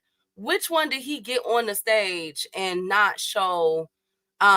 He didn't want to show that belt. Which fight, or was it the Canelo and Bud fight? I mean, presser, the first presser. Which one was it? I can't think of it, y'all. I really can't. Salute Marshawn. Salute to the queen. Was it Skull? Okay. Well, so he's done this before. What if Netflix shut down and put technical difficulties? Then Netflix gonna be in trouble. Netflix gonna be in trouble, and they're gonna lose credibility for fights. For upcoming fights. Who gonna want to sit and watch all that and you not even, So this is not the first time that Turkey has been accused of this, but Mauricio Suleiman doubled down and said, you can have 2 security guards in that corner trying to take me out because I will enter that ring. I know that's right. But Mauricio, where have this attitude been? Like, come on, Mauricio. Like, come on, now all of a sudden you want to beat your chest like you flex or something. Where has this Mauricio Suleiman been for the past several months? Like, come on, Mauricio. Is good. Does it have ads before I buy? I heard y'all talking about NBA. You know what? I do not play NBA 2K. So I'm gonna let the kings answer, or the queens that do play it answer that with Wide Sports, because I have no idea, queen. I have not played that NBA game since Lord Jesus. And I got beat on. Do you hear me? I mean, hands and feet. That traumatized me so much. So I'm gonna keep my eye on this. Now, if we know whoever win that, if we don't see Mauricio Suleiman in that ring, we know what's up. Okay, we know what's up. But Mauricio said y'all can have hella security guards up in there. I'm getting in that damn ring. I know that's right, but where has he been? Like, Lord have mercy. But this goes into the other one, in which boxing media outlets are saying that Turkey is revoking or not approving their press pass. A lot of people feel as though Turkey is playing favoritism with a lot of the people that are in press that brings eyes to the sport, whether they're just on YouTube, on Twitter, whatever the case may be. So a lot of people have been crying foul with that. So it looks like he's getting... It's not a good it's not really a good look right now for Turkey. If he's not, he got the WBC, and now he got boxing media outlets, certain ones coming out and saying that he is essentially denying them going in there. And I'm pretty sure that Sean Zitto will not be in there as well after this. Because Sean didn't have to do Dana like that. If Mauricio don't come, he can make it a non-undisputed match, saying the WC won't honor it. Okay, well, they better do something there, Upper, because Mauricio better get in that ring. I know that much. Mauricio better be in that dang on ring. Turkey getting exposed, and Turkey live on a dictatorship world is customary because they don't want another Sean Zado. Exactly. No, but see, this happened. This happened before Sean. You know what I'm saying? Like this happened. I read about this. I think it was Tuesday. I read about this. So Turkey was already pulling the strings, allegedly. From what boxing media, certain outlets are saying, he was already pulling the strings on certain, you know what I'm saying, on certain boxing outlets. And then I guess Mauricio Suleiman is having a hard time being able to come, showcase the WBC belt. And I guess what from the whisper I heard is that Turkey, what he's attempting to do is pretty much become the face of boxing, which I mean, myself, Upper, Thomas, 2 Cents, we've been kind of talking about this, Phoenix. We kind of already been called this out a long time ago. And now with his belt, remember I said it's reported to be worth over $300,000. This is the most expensive Ring Magazine belt. So it appears that he just wants that he is trying to, only keep the focus on that belt, which I get it, because hell, $300,000, IBF and the rest of y'all go sit down somewhere. So I feel that's the cost of a house if the rumors are true. That's a house note. You feel, you know what I'm saying? Like that's a 4-bedroom, 2.5 bath, 2,100 square feet home. Okay. Like, Lord have mercy. From the Bravey. Yeah, we finna get into that because that was crazy, that exchange. Turkey had them out in boxing Hall of Fame for his birthday when Bud fought Matchmouth. Yes. 200. Okay, so it's 200,000. Okay, so 2 Cents said that the belt was 200. I heard over 3, but they could be exaggerating. So I'm gonna go with 2 Cents. She's saying 200,000. But at the same time, what we do know is that this is the most expensive. So I guess he is attempting to let that be the belt. And moving forward with his Zuffa and TKO and Riyadh season, it appears that they're trying to create their own belts for this. And get the recognition for their own belt. So I think that's the reason why they're trying to push out Mauricio Suleiman, or at least attempting to. And again, this is Turkey's second time doing this, not allowing that WBC belt to be shown. So I'm going to keep my eye on this little interview that's going on between Turkey and Mauricio. And I'm also going to keep my eye on this interview that he has with boxing media outlets. If y'all recall, back at the Ryan Garcia fight with Rowley, the same rumors were circulating that he was denying boxing media outlets press passes for the, what do we call that fight? Because it was no audience, it was blocked off. What do we call that, y'all? What kind of fight was that? Lord, they saying they trying to create a UBO, Unified Boxing Organization. Yes, they did. Yes, they did. It was called a green screen fight. A green screen. Thank you, Upper. Thank you so much. I thought we was back in the damn pandemic. Oh my God. Right? Like, who was it? Who fought? Wasn't nobody there. And if Turkey really wanted to flex on that belt, he's still not fucking with the Lonsdale belt. The Lonsdale belt in the UK. That's the most expensive belt. That shit is pure gold. And you have to defend that belt for 3 years and you get to keep it. Well, but shout out to my nigga Zulu line in the Cash App with the $5 holler. Thank you for supporting the grind, my nigga. But see, oh nah, I ain't talking about that Roy Jones and Endo. That shit was some bullshit. That's when I knew these niggas was trying to get paid.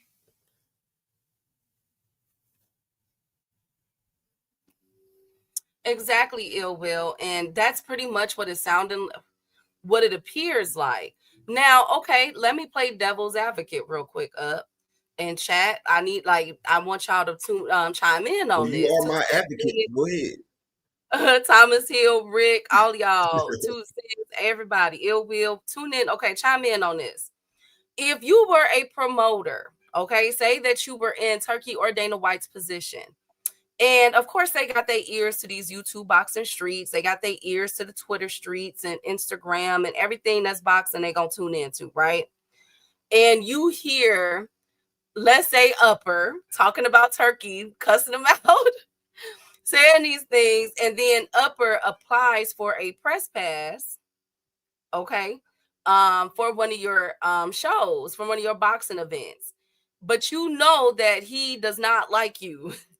Is Turkey wrong for denying those press passes to those individuals? Up, chat, what's up? You know, if he knows that y'all are not, if you guys are not glazing him, you know what I'm If you saying? not fucking with me, that's just like if I throw a party and if it's a nigga I don't fuck with, nigga, you not coming. Okay, so you saying that Turkey ain't wrong for that? Nah, he ain't wrong for it. I mean, he's just real shit. You can't get mad. It's free. Phoenix, don't say freedom of the press. We know it ain't no freedom of the press in America. We just see what happened to Charlie Kirk. I'm just saying, like, if I don't fuck with you, nigga, you not coming. You not fucking coming. Shit. Why am I have you there? Me and you don't rock together. Shit. That's crazy. And shout out to the beautiful queen, Miss Wise Sports Betting in the Cash App with the $15 make them holler. You don't fuck with me, I don't fuck with you. Turkey is not wrong. I don't know why people be acting like motherfuckers have to damn get along to get along. Fuck that shit. I don't like you, you don't like me. That could be like when motherfucker, remember when Rick Glazier tried to go to the PBC for the Bud and Earl? They denied his pass, him and his raggedy ass mouth. Him and his raggedy ass mouth and his wife had to leave the vicinity. Remember that? Right. Remember they had to get the fuck on. He was mad, but that shit didn't stop nothing.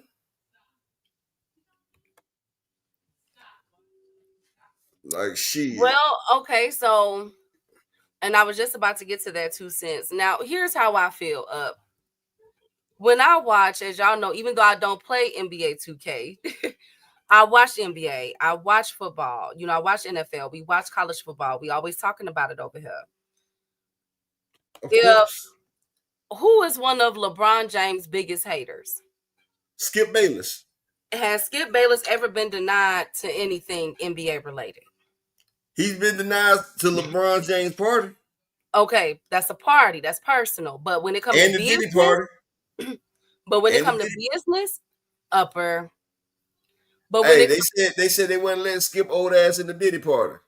Thank you, Upper. Thank you so much. But when it comes to business, come on now, Skip Bayless is gonna be there. He gonna be at the games watching LeBron play, and then come back that same night after the fourth quarter, go to 0. He gonna be right on his social media device talking about LeBron James and how he blew it. Y'all know how Skip get down. Y'all know how Skip, he get down, but he's never been denied though. But you know why? Because Skip works for ESPN. ESPN is showing the damn motherfucking shit. So if you deny Skip Bayless, then you deny your press coverage. Skip Bayless was an entity of ESPN. Now notice when Skip Bayless left ESPN and went to Fox Sport South. Notice we don't see Skip Bayless at games. He be on his fucking podcast and he be talking about the games from there. So, you know, when you up, they can't stop you. But when you're down, you know, you got to do it the way you do it. Like, have we seen Skip Bayless at any fight since? No, we have not. We have not. No, but no, that's because he got into trouble. Yeah, his trouble was he was talking shit and you ain't got ESPN to back you up no more. No. He got into trouble because of them accusations. Remember, I think he's still fighting one. What, mess with little girls? No. It was the I think people were quitting because of his attitude. That was one. So he had some HR problems, and then his latest one was an R charge. Back in what was that, February? It was around the same time that Shannon Sharp stuff first started kicking off.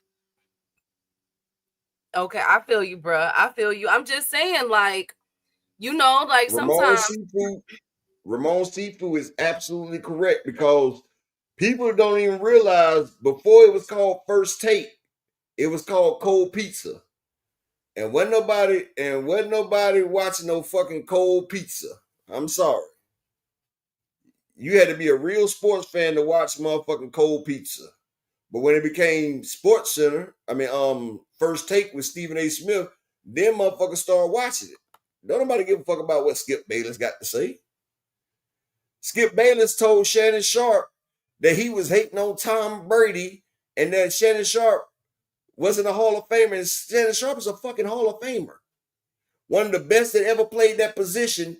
And you got Skip Bayless, who they brought up his stats because Skip Bayless act like he was such a great athlete. That nigga averaged 1.2 points his senior year. Nigga, you averaged a fucking free throw. But you telling basketball players how to motherfucking play the game, just like you got motherfuckers that be in all these different chats that ain't never got off their fat ass, ain't never ran a motherfucking mile, ain't never cut fucking weight, ain't never ate right, ain't never did a fucking sit-up trying to say how a boxer's supposed to move, how a boxer is supposed to fucking act, how a boxer ain't got no chin, but these niggas got double fucking chins and shit. Like motherfuckers that ain't never fucking work out and they criticizing motherfuckers that get in there and fight for their life. Like it's the same hypocrisy. It's the same bullshit. Thank and you. I meant that. Thank you so much. Well, I could see both sides. Like, I get it. You don't want them to be around, but at the same time, I welcome. You think Blue Blood has threw a punch before? Huh? Do you think Blue Blood has ever threw a punch before? No, but at the same time, they have knocked the Jerry Curl juice out that Soul Glow that he's wearing. Upper Do you echelon. think Stumpside has thrown a punch before? I don't know, best friend. I don't know. They know. will knock that midget out. Do you think 7-8? How the fuck is your name 7-8 Sports and you can't run a goddamn 30-yard dash? Upper echelon. I'm so sorry, what I'm saying, shout out to everybody upper. So what I'm saying is, okay, my God. Matter of fact, Claymore Reigns. Do you know what a Claymore is, Key? Upper, you have to have. No, Key, let me ask you a question. Do you know what a Claymore is? Oh my God. A Claymore is a bomb that bombs on shit. Thank you, Claymore upper. ain't bombing on shit but a buffet. Okay, upper echelon. What I'm saying is, upper, at the end of the day, these people have a following. I got one more. This nigga Ness called himself the boxing voice. Oh my God. Nigga, you the snitch voice. You the voice of the cops. You the cops voice. Nigga, you told on your plug in Florida and you moved out there to Vegas. Upper echelon. All right. But hold on. Guess what his partner name is, Key? Ring Walk Danny.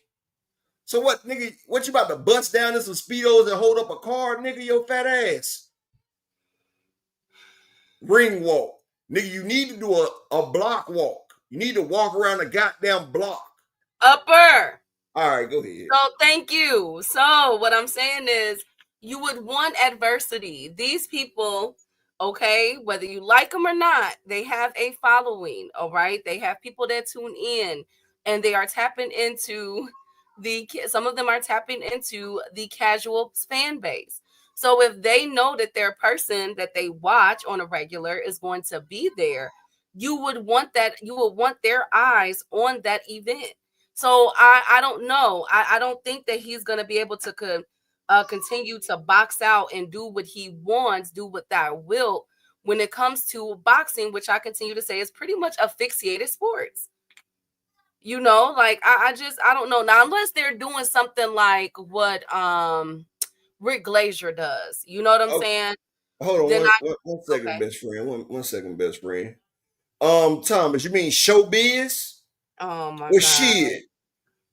He's about that showbiz because you have to get fucked to do shit in showbiz, and we see him go from a straight to a swirly type of nigga. Showbiz went from a straight dude in 2016 to a freaky ass Diddy party ass nigga. And you know what? I'm gonna go ahead and say it. What about beating females to their bone? You feel me? Beating females to their butt. You know what I'm saying? BFTV. Come on, best fight the best. Oh, come on. Hey. Okay, So look, guys. All right, I'm gonna stop. Hi, Opulent. Okay, so listen. Hey, EB. Okay, so I'm just saying that you should want. I'm just saying his name stands ladies for and gentlemen, beating you should females till they want break. upper. You should want both sides to be there. Not to mention, you don't want it to be an echo chamber that people are reading or tuning into all the time and not getting the other side of what's going on. So I see both sides of what Turkey is trying to do, but me, I've always welcomed opinions. And I don't think there's anything wrong with that. So unless they're like somebody like Rick Glazier, who has gone like crossed several type of lines when it comes to fighters and the networks, I can understand you saying, okay, you know what? Nah, because there's too much controversy. You're not doing this to uplift the sport or to bring in a different set of eyes or different content. You're doing this for your own personal gain and revenge vendetta. So I can see that type of thing. You feel me? I just please don't. Please don't. Y'all. I'm so done. Y'all do not encourage this. Do not encourage. I done gassed up now, nigga. I'm ready. Speaking. Oh my God, what am I gonna do with y'all? What am I going to do with y'all? You talking about punch drunk boxing. Oh my God. No, Thomas. That nigga is punch drunk, to be honest. That motherfucker right there don't know shit about boxing either, man. You know, I'm not even gonna do it. She told me to stop. Stop it. Upper, take it down. Yes, we're about to get there, Sonny. Man, my shit's stuck. Hold on, Key. I gotta reset it. Key, did you hear Glow diss Thug? I did not. Lord Jesus, I thought they was gonna patch that up. Lord have mercy. I was hoping. But let's get to the Espinoza. So they went on what is that show called with Cameron and Mace? What is it called, best friend? Come talk to me. It is what it is, but it's Come Talk to Me. Okay, so Espinoza confirmed what we have all been saying for a long time now. No, I'm sorry, it wasn't on Shakur. I mean, whatchamacallit. It was on Sways. It was on Sways. My apologies. It was Sways. So Stephen Espinoza confirmed to Shakur Stevenson that they did reach out for a Tank Davis fight. Thank you, two cents. Please don't. Them niggas be giggling like hell in the LDTV chat rooms, like they know a fucking secret. Like Key, now honestly, Key, I went over there the other day and I got kicked out again, right? But what did you do? Be over there, them motherfuckers be giggling and gaggling like a bunch of bitches, dog. Like they be giggling and shit. Like, Blue, you so serious? Especially that nigga Claymore, and he talking about he fucking Haitian, nigga. Don't ever disrespect my motherfucking lineage, nigga. Oh my God! So Shakur, you from the UK, nigga. You not Haitian. You not Haitian. Is talking about Mace and Cam. See, upper. Okay. Upper. What happened, best friend? Stephen Espinoza told Shakur Stevenson in his face that they did reach out to Bob Arum to make the Shakur versus Tank fight, and that they declined it. Key. Bob Arum declined. Key. So we already know that Shakur even came out and said that's what the Shakurites don't find. You feel they don't realize Shakur copped a plea this time. He said, "Are you sure? Because this wasn't told to me. So if I ask Bob, if Bob was right here, he'll say what you just said. He would confirm that." So Shakur is saying that he don't know what the heck, because it was never brought to his attention. But I could have sworn Shakur did an interview saying that he wanted a 2-fight deal out of PBC. He wanted a 2-fight deal. Shakur really don't realize he did a whole fucking live talking about, yeah, they came to me with a 1-fight deal offer, but it wasn't what we was looking for. That's what the fuck he said. He said it when he was sitting in that motherfucking car. And that was right after he had the show where he had his titties out and shit. When he showed he was out of shape. Hey, Rick. And see, Rick, you know something, my nigga? You my nigga if you don't get no bigger. But you say Ray and Clay be cool with you, but you know you wouldn't hang with them niggas. Upper echelon. That nigga Ray done changed his name to motherfucking Sugar fucking Ray. Hey, look, hold on 1 second, best friend. I'm gonna stop after this one. Just let me get this off. This nigga Ray, he came over here and threatened my life. Nigga threatened my motherfucking life. He threatened my whole sanity. This nigga was Ray. He was Ray Davis when he did it. Then he told me to cut my camera on. I cut my camera on. This nigga sitting there with his titties out, talking about he gonna whoop my ass. Nigga, first off, you out of shape. Nigga, you can't beat me. Nigga, next you soft as a foam pit. You softer than a motherfucking foam pit where motherfuckers jumping off a 20-story building, they can land in your soft Charmin ass. Then next thing you know, he talk about, look, he talked all that gangster shit, talking about he gonna put some more holes in my chest. And I told him the last niggas that did it are dead, you dumb son of a bitch. Hold on. I'm about to stop, best friend. I'm about to stop and I'm not gonna go no more. But let me say, then he's talking about, well, turn your camera on. And look, why this nigga suck his teeth and go, you ugly. That's the same way he said. He talking about, Upper, you ugly. Nigga, we talking about killing each other. Now you telling me I'm ugly. Then he changed his name to Sugar Ray. Sweet ass nigga. I'm done, best friend. Speaking of beef, Eddie Hearn has came out and said he wants to go head to head with Dana White and prove he's the better promoter. Eddie Hearn said in an interview on Charlie Parsons on the Stomping Ground that I want to compete against Dana White. I want to prove that I'm much better than him as a boxing promoter. You're not going to come into boxing and steamroll the game. It's not going to happen. Damn, so they got a couple people turning on them. Interesting. So Dana White said, I look forward to Eddie. I can't wait. So it appears that we have ourselves a promoter beef off. Who is trying to get turkey money the most? Now, I got my money on Eddie Hearn because Eddie Hearn said that he will tie turkey shoes for him. Wasn't it? Didn't he say he would tie his shoes or something like that? So I got my money on Eddie Hearn because I feel as though Eddie Hearn is going to go above and beyond. You know what Eddie and Dana remind me of, though, Key? What? Them niggas catering to Charles did with cheese at the LDBC. They oh my God! Okay. Thank you, Upper. Thank you. So be looking out for that, Upper, in chat. With this Eddie Hearn and Dana White beef that they have ongoing. As y'all know, several months ago we discussed when Eddie Hearn and Oscar De La Hoya both came at Dana White regarding the boxing game. And so it appears that Eddie Hearn has not given up his quest to be the premier boxing promoter, okay? And to be Turkey's right-hand man, all right? Thank you, Will T. Thank you, guys. Hearn trying to say boxing, he's trying to do something. You know what, Rick? Everybody log off. Rick, Thomas Hill, y'all better log off. Y'all cutting it. So anyways, but you asked what we doing. You're not here, best friend. That's why we can't never get to the. That's why we can't never get to the boxing shit. Y'all just be cutting up. Speaking of cutting up, Sonny, that nigga's not Haitian, dog. Don't do that, Sonny. He's not fucking Haitian. So listen, we're done talking about all of them. So Top Rank will be hosting their NUA and MJ fight on Facebook. I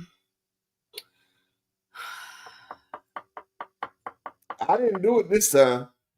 Brian, I swear to God. I'm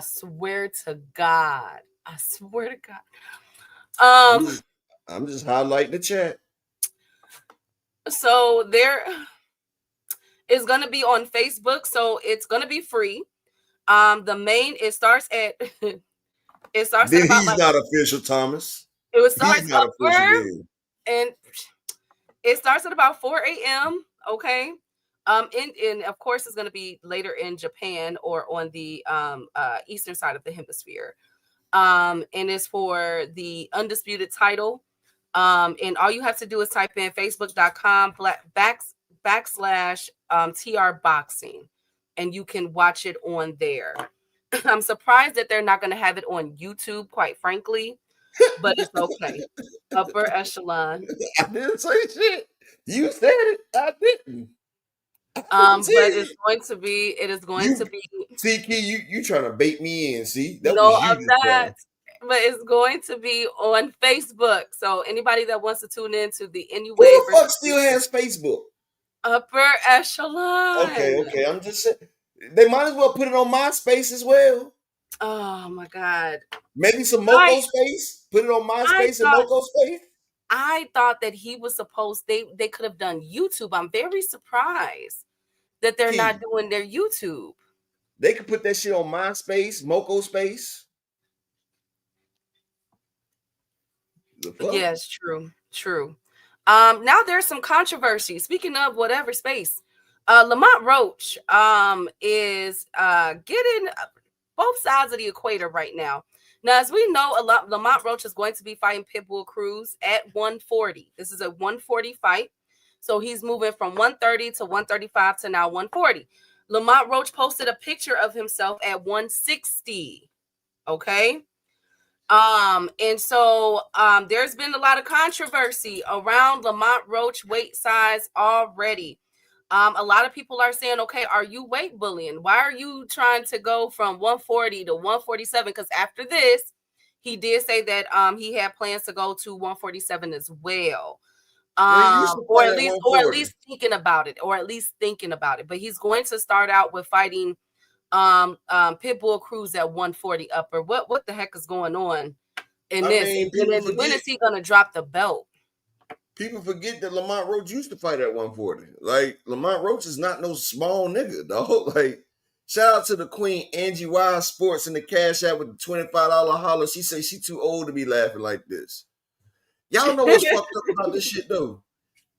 People be thinking I'm being funny. I'm just speaking real shit. Like, I'm not trying to be funny. Like, this is really how I fucking feel. Like, this is really what the fuck I mean when I say it, but people be thinking I be laughing. I mean, I be trying to be funny. I'm not trying to be funny. Ask Key. Key, is this the way I talk all the time? Yes. Do I be trying to be funny or do I just be speaking? No, you speak. That's just you. And I'm trying to stop. Why you say it like that for, best friend? Because upper. That nigga told me he was gonna put another hole in my chest, though, Key. I get it. So, yes, Phoenix is going to be, thank you. Shout out to Phoenix, is going to be on the Pacquiao versus Rolly card in December. Lamont Roach and Pitbull Cruz will be the co-main. But upper, what do you think about this, best friend? I think, first off, that other fight you was talking about, they need to put that shit on a Zoom call. What? MJ versus anyway? Put that shit on a Zoom call. Upper is going to be on Facebook. Okay, that's all they got. I said put it on a Zoom call. Put it on a Zoom call. Do a damn team meeting. But that's kind of crazy. Lamont Roach is on another undercard. But you talking about you want the bag. That's showing you what you worth. That's showing what you worth. Okay, nigga, you a second-rate nigga. Thank you, Upper. So nobody is alarmed at the fact that. Do you know the reason why Lamont Roach is even on that undercard? Why, Upper? Why? Because he's fighting Pitbull Cruz. Lamont Roach is the B-side to Pitbull. This is a nigga that done lost the tank. He done lost the tank. He done lost the wasn't it Ishmael Baroque? Was it Baroque? Who the fuck beat motherfucker? It was El Rayo, right? Mm-hmm. Man, Pitbull been getting ass whooped. But guess who on his undercard? Lamont Roach, the nigga that they said beat Tank. It's kind of like when Devin Haney, an undefeated fighter, was on Ryan and Rolly's undercard. It just shows the worth of people.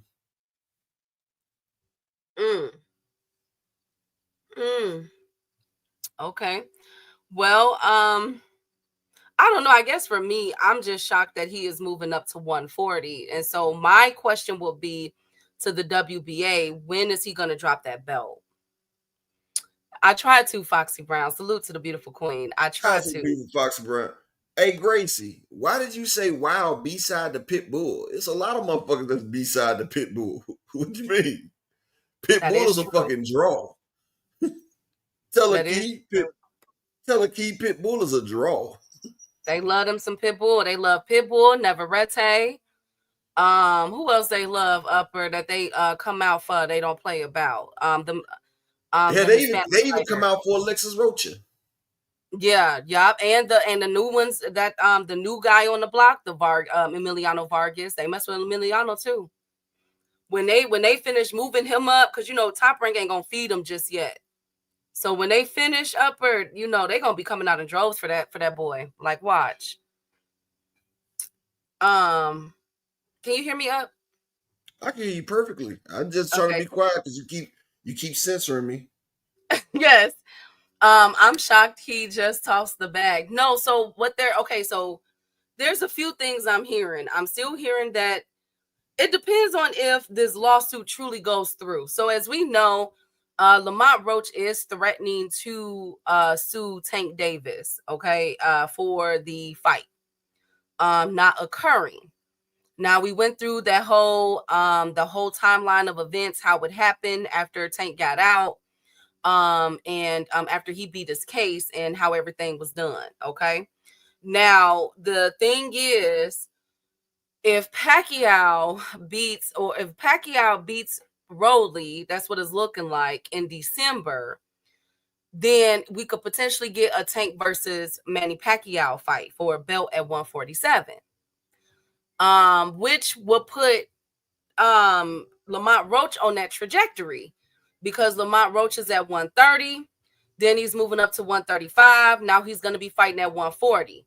So him and Tank can fight at a catch weight next year, you know what I'm saying, in the fall or early spring sometime, because I'm hearing, that Tank, like I told you guys before, that his next fight will be in the early spring. I told y'all a few weeks ago that I did not hear retirement. So if he does that and then fights, you know what I'm saying, Lamont Roach in the spring, hey, anything can happen. Or if Lamont Roach get beat by Pitbull, because there's no guarantee that Lamont Roach can make it past Pitbull upper. Let's talk about it. Like, let's really talk about it, y'all. Who do y'all have in that fight? Pitbull versus Lamont Roach. I'm not finna lie to y'all. That's 50-50 for me. Can I be honest? Exactly, Big Bob. Like, y'all don't, that's a 50-50, and I could see Pitbull catching him. And then remember when I told you guys, when I told y'all that in the scenes, in the background, I didn't hear Jake Paul, but I did hear about Pitbull.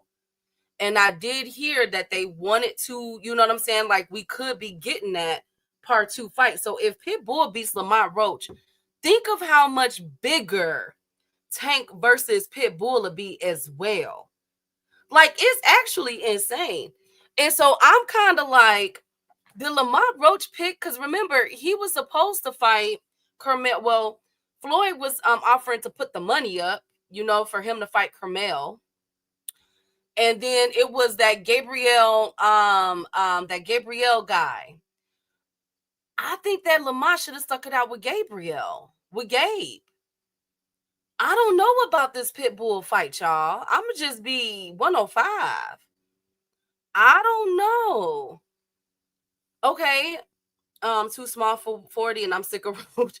Pitbull really wants a rematch Tank. Yes, he does. I got Tank over Curve with a body shot. Yeah. Pitbull, a pressure boxer. Roach about to lose his rematch. I think that it's a 50-50 for me. Because one thing about it, Roach does have feet. You know what I'm saying? And Roach can pretty much box Pitbull like Ryo boxed him, like Tank box. You got to keep him on the outside. See, Rolly got caught and wasn't the same afterwards. Gave my boy a concussion, okay? Had my boy saying Merry Christmas in March. You feel me?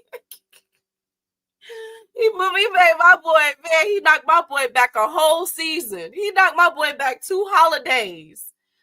Okay, knocked him back Valentine's Day and President's Day and had him right back at Christmas. And New Year's, and put him right back at Christmas. He caught him, you feel me? So that's one thing, like, you got to keep Pitbull from the outside, and you got to have really good defense. So I'm thinking, y'all, Roach can do that. He can maneuver. I'm not gonna act like Roach don't have skills. He clearly does, right? But that's the thing, though. Pitbull is a pressure fighter, and he's relentless. And remember that Hispanic guy, not the one that he just fought. I forget his name. That was giving it to Pitbull Cruz. Remember, we got scared that he got buzzed. Remember, Pitbull was doing so good. That was on the which undercard was that Pitbull fight? He had all them people there for him. I forget his name. That Hispanic guy. Y'all tell me what the guy name is. Like, what is that guy name that called? He was in like the first 3 rounds, Pitbull was banging him. And then like the 4th on, it was like, damn, Pitbull, like he popping you now. Cabrera, yes. Yes. No. No. It was Cabrera. Who remembers that fight? What was that? Like his last fight or 2 fights ago? You feel me? So you got to keep Pitbull honest, man. I'm just not sure. No, it wasn't Rayo. Because I felt like that was a draw, low key. Like I'm okay with Rayo winning. Who you talking about? You talking about Cabrera? Was it Cabrera that gave Pitbull Cruz the business upper? He beat Pitbull and then they robbed him. No, that was Giovanni. Well, no, it wasn't Cabrera. I'm not talking about Cabrera then. But he's another one too that was able to keep Pitbull out on the outskirts. And I think that Roach upper, who you got winning, Pitbull or Roach? If Roach can last 6 rounds, then Roach. Cabrera beats Roach. The rematch that fell through. Yes, I think I'm about to pull up Pitbull's whatchamacallit, because that's gonna irritate me. Because nobody was given that guy any type of leeway against Pitbull Cruz. It wasn't. It was another person other than Cabrera, and I was scared for Pitbull like that. I mean, he was just. Whew. Let me see. Pitbull Cruz box rec, because that's gonna really grind my gears. Ferrero, thank you, Jado. I'm like, what is that Hispanic guy name that was giving my boy? Yes, Angel Ferrero. He lasted that onslaught, that first onslaught. Like if you could last Pitbull's onslaught, Jamal Charlo will T. I think Jamal Charlo got the best one too, because that jab he got the best jab in business, and when he sets it up with that 1-2, it'll give you a J rock, and Jay got rocked. Thank you, Upper. Thank you, all things. What I say this time? But okay, so right, but see though, look, thank you, Ill Will. So with I think Roach got a shot. I think it's a 50-50 fight though. But do you think that Roach this wasn't a good call? Like he turned down the Gabe Flores for Pitbull? Like what you think, I mean, he wasn't gonna get paid the money. That nigga wanted a couple mil to fight Gabe Flores. And they wasn't even putting that shit wasn't even gonna be on late night TV. Like that shit was gonna be an unaired fight. It was gonna be like them fights they be having down in Miami, Florida that nobody know about, but you gotta watch the damn box rec to see who won the fights. You feel what I'm saying? Right. Just like Roach made easy work of Hector Garcia, right? Rick Timms. I felt like Hector won that shit. But hey. But I can tell you one thing. Wow. If Lee Jackson, you behind my guy. I can tell you one thing. If Roach does put on a spectacular performance against Pitbull, that makes the Tank rematch that much more bigger. He's just gonna have to kiss the ring.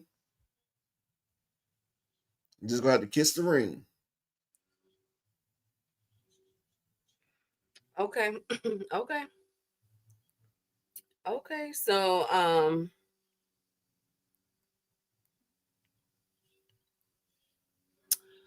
well, this is gonna be a very interesting fight. Well, speaking of fights, There is a huge mega card tomorrow with Canelo versus Bud. Now, as we know, we've been talking about this undercard for months, so it's really like no, we just gonna go through it upper and see who we got. So kicking us off, we have y'all notice my fight. Y'all notice my fight right here. Christian and Billy versus Lester Martinez, best friend. Chat. In the pocket. No, you're not. I think so too, Big Bob. I think so too. Please no Tank versus Pitbull rematch. Pitbull doesn't deserve it. But Rick, if Pitbull beats Roach, come on now, that's a huge money fight. Baby, them Chicanos is gonna be calling for Tank. Do you hear me? Oh my God, they're gonna want Tank. I got M. Billy. I got Lester Martinez, best friend. The reason why no fly zone salute. The reason why I would take M. Billy is because Lester Martinez ain't really been through the fire or the flame yet. And Christian and Billy, he does have a high motor. And one thing I know about Christian and Billy, right? Christian is not gonna take a fight he can't win. You see, he ducked Iglesias, he ducked David Morrell, he ducked Benavidez. The fact that he's going after Lester Martinez, he sees something. Hell, Lester Martinez, he's good, but he's good against other other prospects. Like, he's about to go in that deep water. And I feel like, yeah, we seen Jaleel last night, Miss Foxy Brown. He did an excellent job with the stoppage. I'm so proud of him. Who did he fight, though? So what was you saying, Upper? I said he was supposed to do that. Burn. Like like my man Hothead Youngin say, when you got 50 in that drink, you ain't supposed to miss. They supposed to quit. You feel what I'm saying? He say 50 in that Drake, when you hop out, you ain't supposed to miss. He say these niggas running, they supposed to quit. Thank you, Upper. Look, that nigga say I'm going back in. Like, coach, we down 10. Put me back in. I'll blow a nigga shit back in. Go around the back. This is the year of the upsets, though, Upper. Like, who would have thought? That's why I'm going for Crocker for the upset. Anyway, so Lester. Okay, so for my bettors out there, Christian and Billy is a negative 205. Lester Martinez is a plus 150. This is for the interim WBC super middleweight title. Unfortunately, though, they are not on the list of a Canelo fight. I'm sorry. I'm so sorry. But Hamza Shiraz is, though. Because Canelo, for some odd reason, do not want to fight them. So, and is not looking for them. As we know, the lottery ticket for it. Honestly, Canelo. I got Canelo styling on both of them, honestly. For real. Right. Well, the two top people that are in contention for a Canelo, so the Saul Alvarez is Hamza Shiraz and what was the other guy named Upper? Boo Andrade.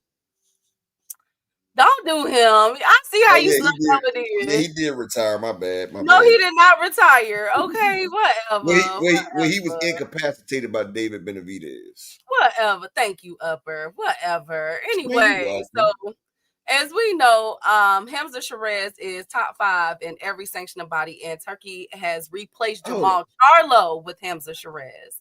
Okay. No, she said upset like your stomach gonna be when you eat that pork, nigga. Oh my God.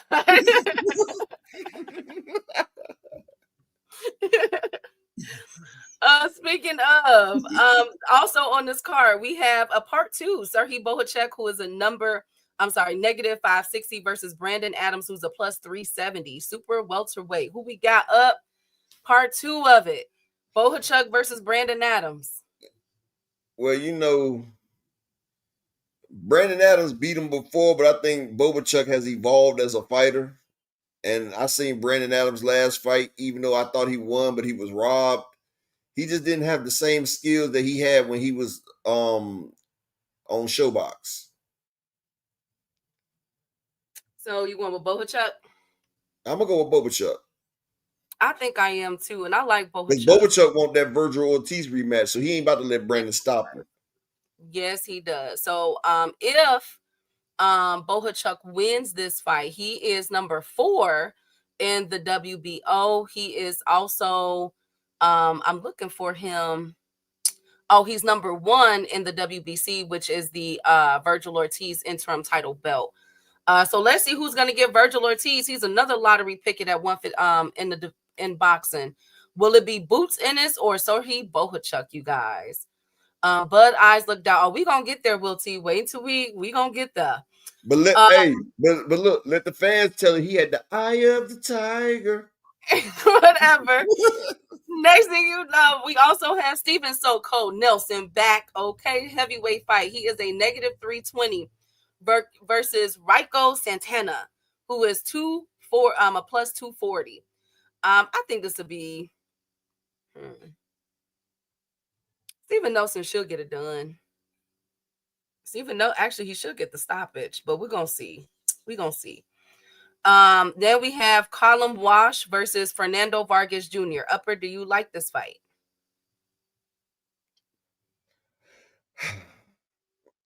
That fight is kind of tricky. Okay. Then I see well,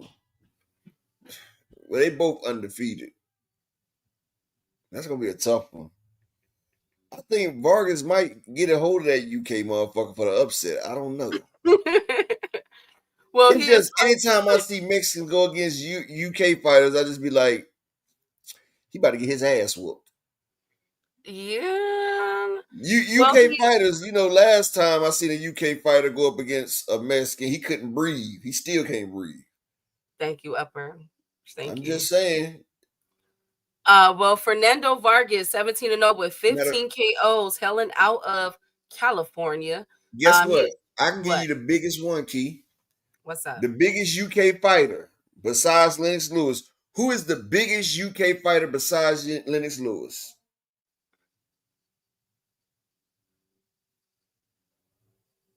Come on, best friend. Ricky Hatton? Prince Nassim Hamed. The nigga name is Prince. Come on. Are you telling me Prince Nassim wasn't one of the biggest fighters in the UK? Bigger than Ricky Hatton. Exactly, Rick Timms. Prince Nassim arguably had more clout than Lennox Lewis at the time. Prince Nassim is one of the most biggest iconic fighters in the UK. And he fought a Mexican named Marco Antonio Barrera and got knocked the fuck out. Will T. Tyson Fury.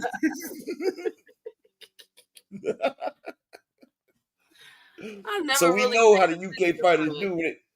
Look at Callum Smith. What was that Callum that fought Canelo name? Shoot. What was his name, Chad? Oh my God. Wasn't it Callum Smith? Was it Callum Smith? Yeah. Undefeated Callum Smith. What happened? It was yep, he was the hot thing too back then, like everybody, he had a huge follow. Remember Callum Smith? They liked Callum Smith. Yeah, you know who else they liked it? They liked that motherfucking Billy Joe Sanders. Billy Joe Sanders. They were high. Billy Joe Saunders. Yes, that's what I said. They liked that Billy Joe Saunders. Remember that? Oh yes, and I think that's his only loss is to Canelo. Exactly. And you know who else they liked it? They loved Amir Khan too, right? Oh Lord, poor Amir. Poor Amir. These motherfucking UK fighters are glass cannons. They have no chance. What happened when Lennox Lewis went against my stablemate? All of them. Even Hasim Rahman rocked that man. You feel me? Lennox Lewis had to leave the UK and come to America to get the American training. But what if he's different though? What if Callum Wash is different, Upper? He is gonna be different. He's gonna fall to the left, not the right. Bye, Upper. Well, Callum Walsh is 14-0 with 11 KOs. Helen out of Ireland. Shout out to our Irish folks out there.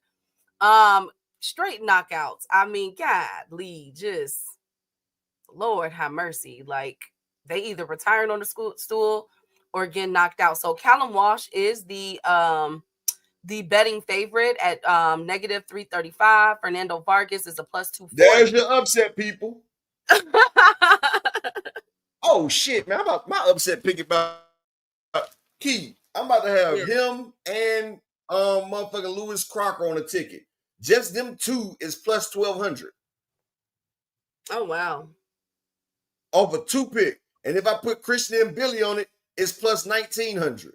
Oh shit! With Sergey Bowerchuk, it's plus 2,200. Oh shit! Oh man, I'm putting together something special. Might have to sprinkle a 50 or 100 piece on this.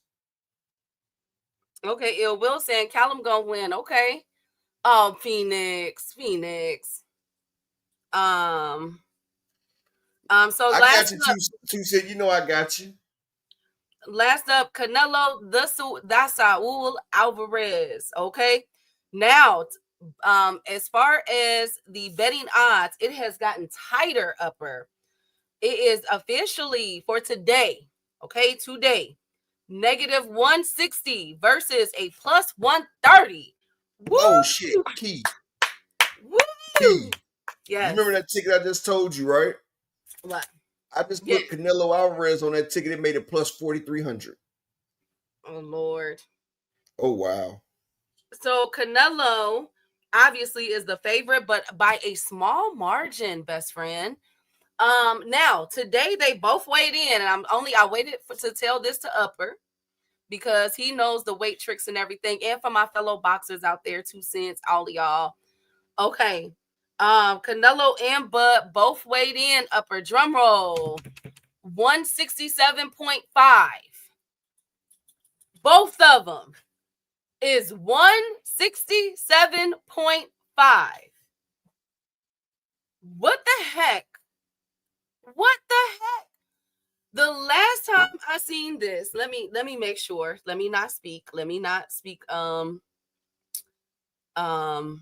Get beside myself. Let me make sure. Box rec. How much was he against Madrimov? Because I think that him and Earl Spence weighed in at the same. Okay. Why is my thing not letting me? Okay, so it is. Okay, so with Madrimov, he was 153.5. With Earl Spence, they both, okay, Bud came in at 146. Spence came in at 147. And so now he's coming in, they both are coming in, so far from what I've been told, at 167.5. Upper? Chat? What now?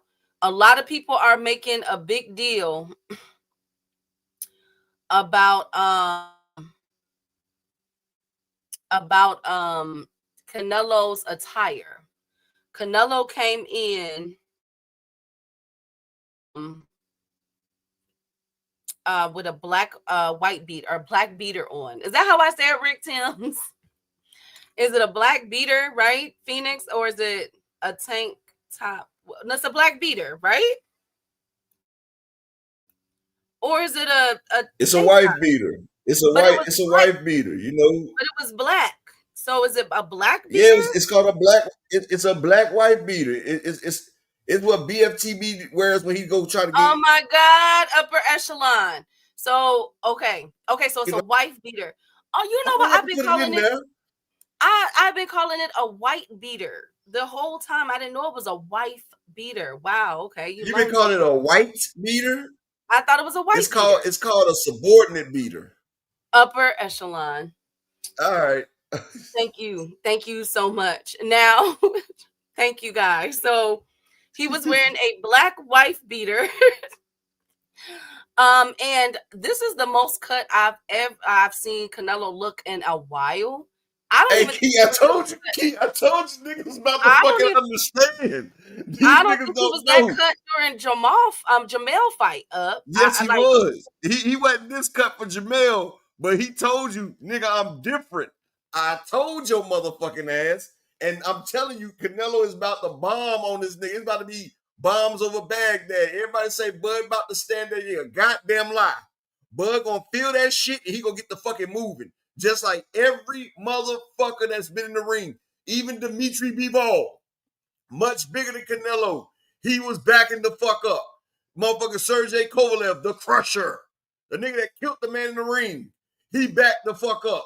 Danny Jacobs backed the fuck up. Triple G backed the fuck up. Everybody that's been in there has backed the fuck up. And But Bud, if he Bivol, doesn't though, back what the if fuck he? up, But he's what if going to he? fucking sleep. But what if he does? What if he takes from Bivol? Bivol didn't get backed up. Best friend. Bivol did back up. Bivol sat there and said, you wasn't here the other day, but I played a video. Do you know what Bivol said, Key? What do you say, best friend? Guess who he said the hardest puncher that he fought was? Who? He said that nigga hit harder than Beterbiev. Canelo? Matter of fact, I'm going to pull it up for you, best friend. Dimitri Bivol said Canelo has the hardest one punch that he's ever felt. He said Beterbiev is good for 5 punches. All 5 of his punches are going to be the same strength of power. But he said power for power, Canelo got the hardest strength every time. But he says when Canelo lets that bitch loose, Canelo lets that bitch loose. Okay, so what? So what about? Okay, okay. You didn't hear that, did you, best friend? No, I did not. Well, hold on, best friend. Guess what? Your best friend has a treat for you. Hold up. Lord Jesus. So are we gonna see the first time one of these fighters gonna get knocked out in their career? Bivol did get back up. Did you see Bivol armed after that fight? Canelo, yeah. He put all his energy, all his power on single punch. Yeah, Canelo. And yeah, maybe single punch sometimes he's harder, Canelo, yeah, than Better Beef. No way. Because Better Beef didn't do Better Beef was more like close and compact. Compact. Tight guard. Yeah. But if you ask them, let's do like 5 punches, yeah. Better Beef, every punch will be hard. With Canelo, maybe first hard and then not. Both of them are strong, but Better Beef is bigger and he born strong. Yeah. We heard that from a motherfucker that fought both of them now. Key, what did he say about Canelo with that one punch? He said he could punch. What did Edward Berlanga say? He said, man, Canelo hit hard as shit. Remember that, Key? Yeah, but I know Canelo. Key, the nigga fractured Billy Joe Saunders' eye socket with one of them things, Key.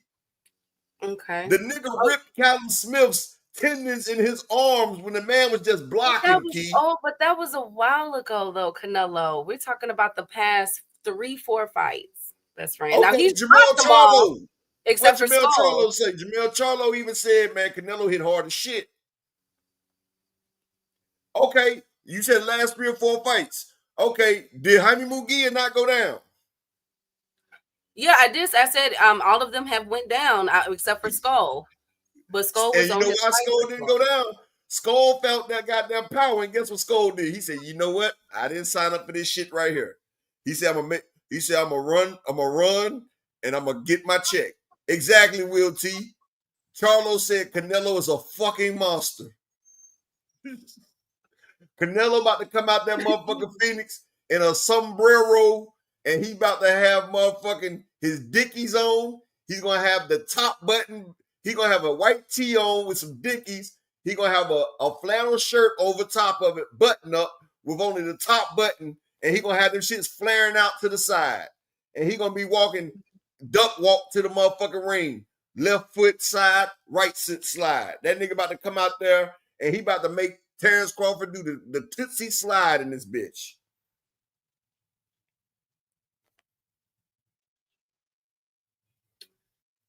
Oh, Lord, okay. So, what do you think about them weighing both 167.5? Exactly. With the What? top button, the long white socks. He gonna have the white tube socks. Upper, what do you think about him? What do you think about both of them weighing 167.5? Somebody didn't make weight. What? Somebody didn't make weight. Upper. You think so? Well, I'm gonna tell you like this: if they both weigh 167.5, Canelo's gonna feel in a lot different than Crawford. You got to realize Canelo's like a little tank. Canelo's small. So, you know, Canelo, when he fills out, that shit about to be solid. Terence Crawford, that shit about to be soft and flabby, and he about to get his goose cooked.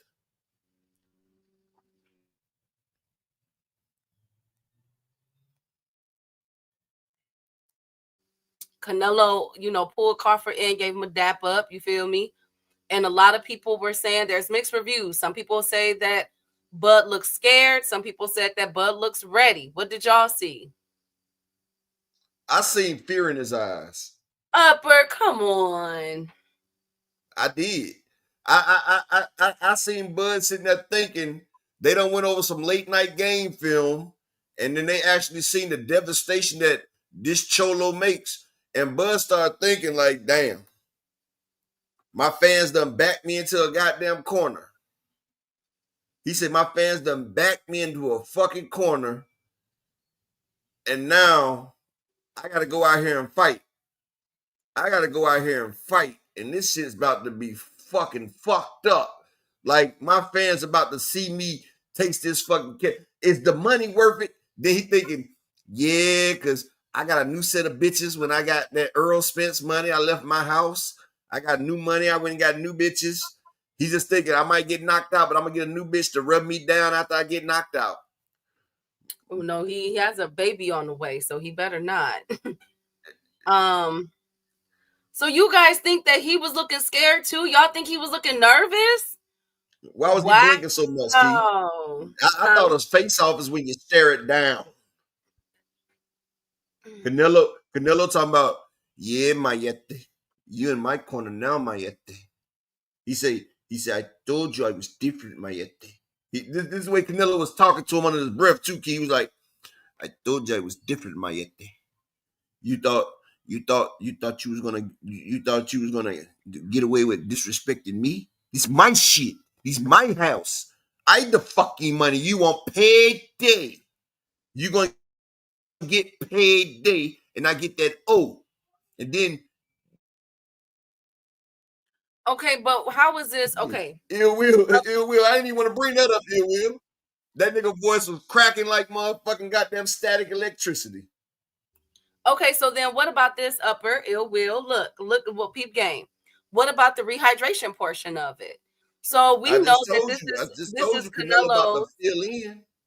So do you think that it's dangerous for Bud to feel? If you think that'll make him sluggish, like because he's normally with him being at the lower weight classes, he'll come up talking all that shit.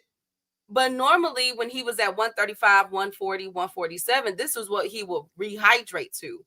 But now he's coming in at 167.5. So he's probably going to pack on a good, 10 pounds or so? Exactly. So do you think that would be in his advantage? Key, signing this contract, it wasn't shit his advantage.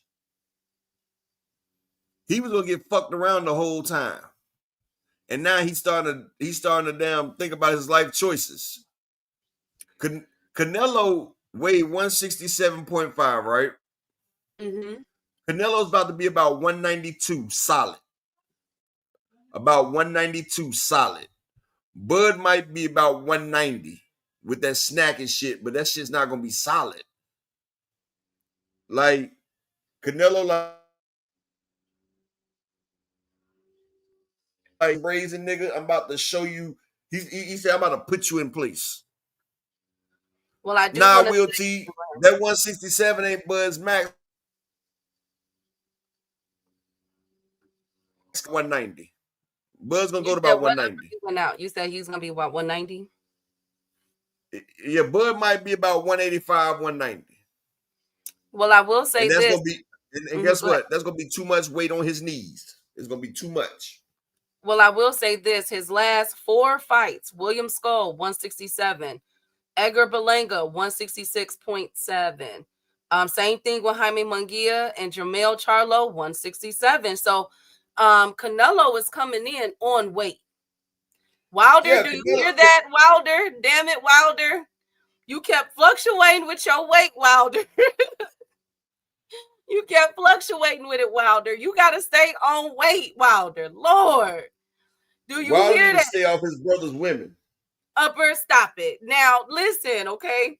He's always weighed in between 166 and 167. So he's really, and his last fight, he was 167. So that point, he only gained 0.5 and, an ounce. So, shoot, God dang it, bud. But last fight was at one. You talking about 154 with Madrimov? Yes. And then with Spence, he was 146.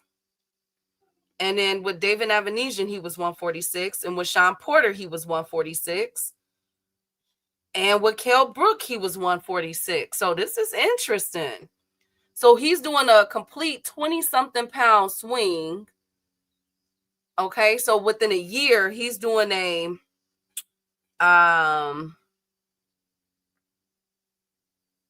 what would that be, like a 14-pound swing? Yep. Right, upper. So to be a 14-pound swing. Then not to mention the rehydration part up. So technically it's about a 25-pound swing. Man, Bud, shoot. I'm still ride with Bud. I got Bud, y'all. I got Bud. Now there's a lot of conspiracy going on.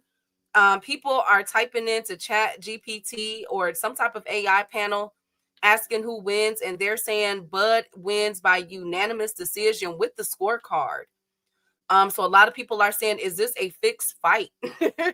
Like, it's crazy. I saw it myself, y'all, where they are actually having this. So I'm not sure. I would hope that it doesn't be that way. Final predictions, man. Who we got? Canelo, who's a negative 160, or Bud, who is a plus 130. Who we going with, y'all? Who we going with, y'all? You saw it too, Miss Joette? Okay, I thought I was tripping. They better hope that top keeps spinning, Lord Jesus. Thank you. Let me see what my girl said. She said, what you saying, for 2 cents? What you say, Queen? Don't forget Ryan was lying his A off for Turkey. Yes, he will, of course. Canelo sold Turkey, Bud and Dana White can all cry. Okay, Canelo. All right, Bud from 850 to 130. Yes, ma'am. Yes, ma'am. Yes, ma'am. Everybody is saying Bud gonna win it. So he is Canelo's negative. Now remember, upper, what was it last week? What did we it was close last week too. Who remembers that? It wasn't the 130, it was like 2 something to a negative like 150 or something like that. So it's changed already within a week. These betting odds.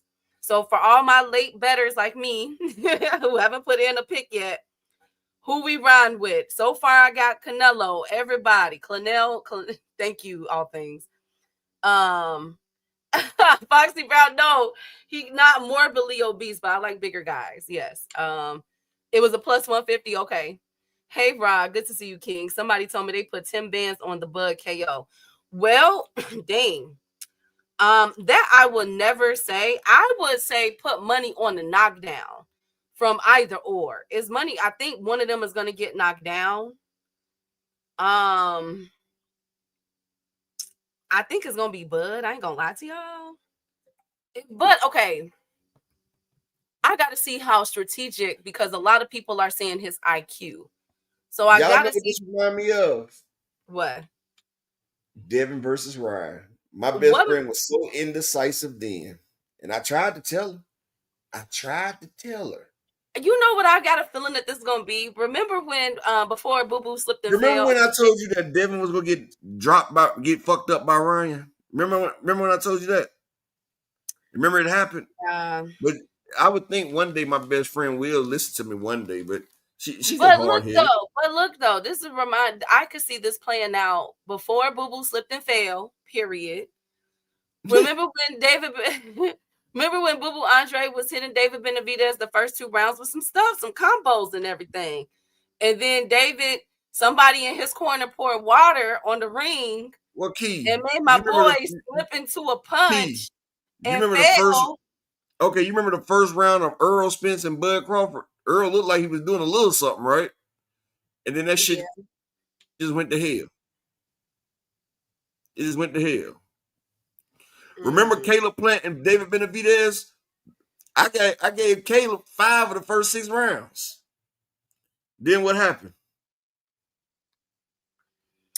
Matter of fact, you remember Caleb Sweethand Plant versus Canelo? You remember Caleb Sweethand Plant with all that beautiful movement, all that motherfucking, he was bobbing and weaving. He was, I'm pretty good, huh? Talking shit to Canelo. What the fuck happened?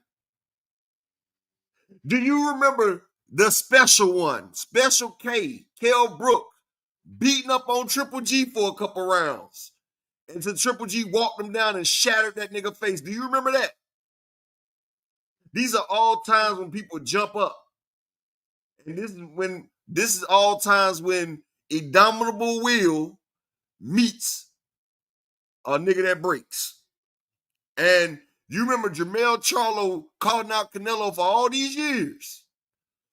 And after he got hit with that first couple pieces, Jermell started motherfucking scatting back like he was Shakur Stevenson, didn't he? He started going lateral. Jermell Charlo must have sit down and out. He say no. You know what Mike Tyson say? He said everybody got a game plan till they get motherfucking hit. And when a motherfucker hits you too goddamn hard, guess what? Deontay Wilder was the biggest and baddest. He knew he was the biggest and baddest. He said, I'm about to get out here and get me 3 fried rings with the fried rice. He had Big Bang Zane in the ring. He thought he was about to eat some General Tso's chicken.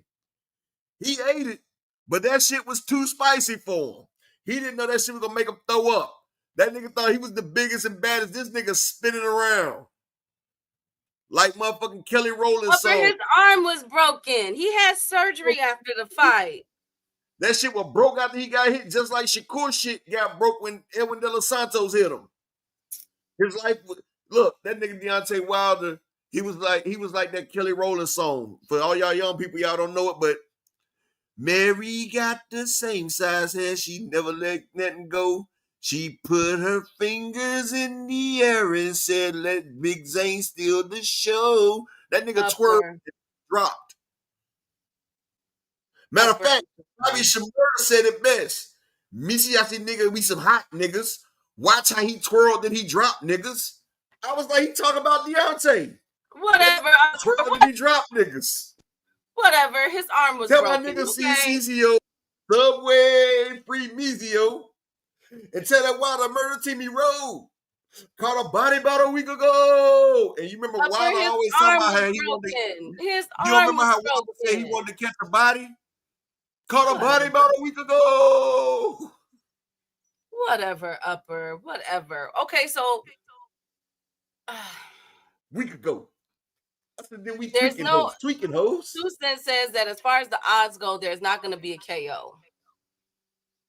I'm going for the stoppage.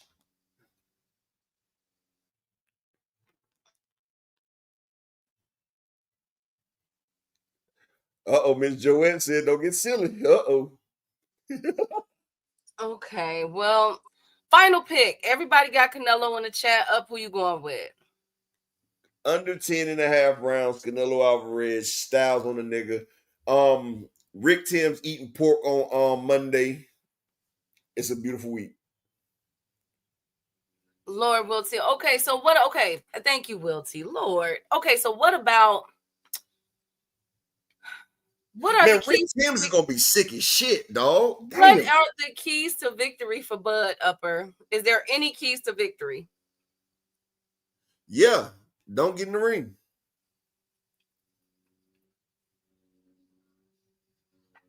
Really, Upper? Really? That's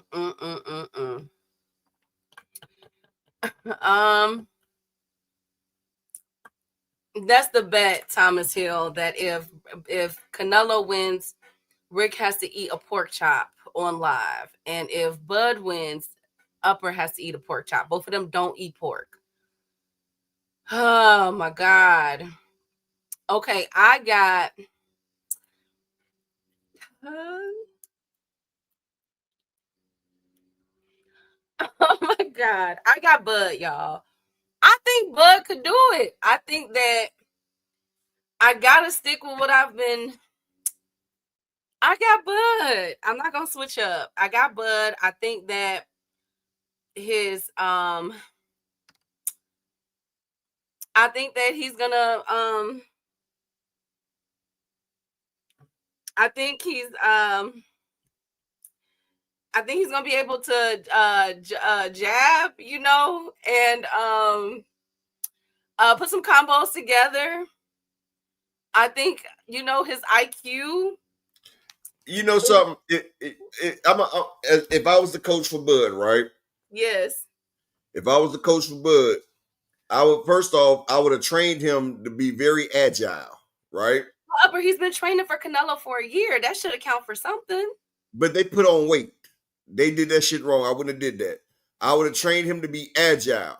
I would train him to keep the distance. I would train him to always keep on the outside of Canelo's foot, and as he's punching, to keep turning. I would keep sidestepping. I would make it where I would never square up in front of Canelo. I would stay perpendicular. I would stay popping the jab, and I would stay circling around that man. I'll circle to the right. I'll circle to the left. I'll switch stances and keep circling so this motherfucker get dizzy. And I will back up, catch him as he coming in, and keep doing that right there for as long as my stamina lasts. Because once Canelo bull rushes, because you see Canelo even bull rush Bivol. Once Canelo say fuck your shit, like when you know, like King Von and Ace Hood, and Young and Ace say fuck your man. When Canelo say fuck your man and he just come on through that door, all that damn twisting and turning shit is not going to matter. That's what I'm trying to say, Key. Canelo is much stronger than Bud Crawford and bigger. So once Canelo decides not to fight and he decides to bully, it ain't shit you can do because he can bull rush that man, Key. He can bull rush that man into the corner. Then what, Key? What happens when Canelo pushes you into the corner? He bull rushes you. Then what? All that boxing shit. Shout out to my nigga LaMarcus Robinson. All that boxing shit go out the window. Huh? You say Olay and run. Okay. Well, guess what? You know Olay, that's what bullfighters do, right? Yes. And that's Spanish, right? Yes. So they're going to have stuck Bud that night. Because Bud about to get fucked. Oh, my God. Okay, and Rick Timms is about to eat pork on Monday. Okay, so what about... And you know something? Me and Rick Timms both haven't eaten pork in over 20-some years. Somebody going to have an upset.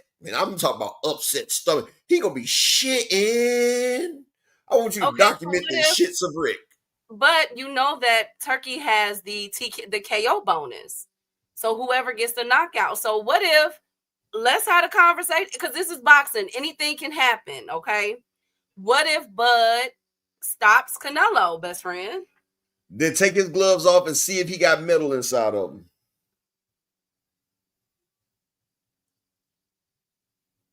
The only way he's stopping Canelo is he did what Tyson Fury did in the second fight versus Wilder. His gloves gonna have to be flopping. See, I know what you're doing right now, Key. You trying to rile me up just so you can tell me to stop, Upper. Mm-mm. I know your sneaky tricks. No, but I'm just, these You are know all what though? You know what? That right there is called appealing to a motherfucker's greed. See, Terence Crawford only getting 10 million, right? So now he got Terence Crawford ready to risk it all for a couple extra million. So now Terence Crawford is a greedy man. Terence Crawford's a greedy motherfucker. They tell you Terence Crawford is greedy. He is greedy as fuck. Hold on, Thomas. Let me find the link. He's greedy as fuck. And Terence Crawford, greedy ass, is about to go for that knockout. And guess what you gotta do? Guess what you gotta do to go for the knockout, Key? That means you gotta try to fight for that shit. So you telling me that Terence Crawford, he's going for the knockout. Hold on.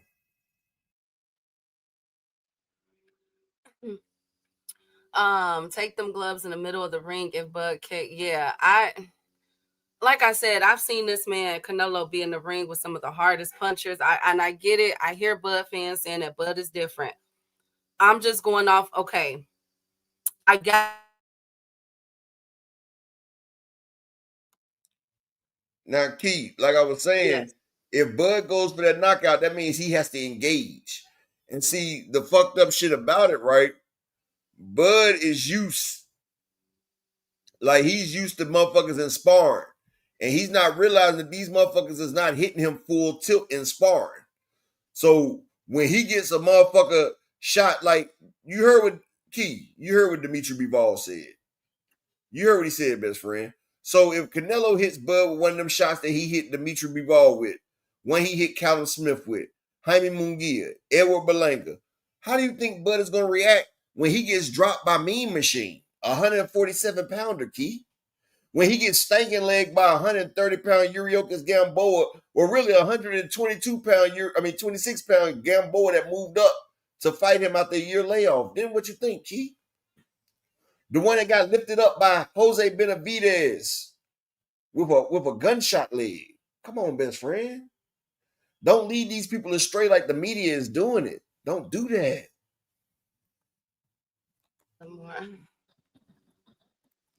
What's up, T Hill? What you got for us, King? Hey, shout out to you guys. Excellent show today. I just wanted to say, and I'm gonna be all serious with this.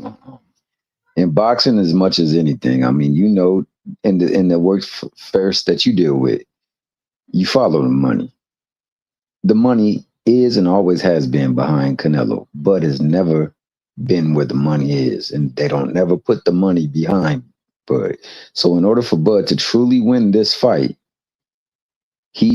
to win a decision, and I've been saying this for a while now, to win a decision, he's going to have to win definitively, and I mean absolutely clear. Maxie Hughes type of performance against what's her name. He's going to have to win 9. But Maxie Hughes didn't win it though. He didn't even win when he put on that performance though, Thomas Hill. I know, but just because Bud is cool with the dude, but look at where he was sitting. When they had the press conference, he was sitting on Canelo's side. So, like, man, honestly, I thought he was sitting on turkey lap. Man, man, I'm gonna be honest, man. I saw Canelo, I saw Turk, then I saw the dude that was asking the questions, Max Kellerman, sell out ass, and then I saw across from Max Kellerman, Bud. Turkey bringing this dude here to get him $10 million payday, and shout out to him for for sure. And I all these people who claim this ninja walk on water. Hey Thomas, I'm gonna tell you like this. I'm gonna tell you some real shit. I remember one time me and my wife had some real passionate sex, right? And usually I'm not the type of nigga that make love. You feel me? I like to fuck. You feel what I'm saying? But one night she wanted to make love. You feel me? So I said, fuck it, I can make love sometimes. I don't have to be a thug all the time. I ain't gotta thug it out all the time. I ain't gotta try to beat it up all the time. You feel what I'm saying? So, she wanted a little missionary action. She just wanted a nigga on top one time, Then she put her hands up, I locked my hands inside her hands, and it was going down. That's the same way. Look, my fingers were interlocked between her fingers. You feel me? That's what Bud and Turkey did. I've never seen a man interlock fingers with another man unless they playing fucking Mercy. When we used to sit there and try to break each other fingers and shit. That's the only time a man's supposed to interlock is when we playing Mercy, like we trying to see who got the hand strap. These niggas was locking hands and looking into each other's eyes. Hey. You feel what I'm saying? Like, it makes me understand. Hell, Bud even left. Look, Bud got some pudding and he done left his wife.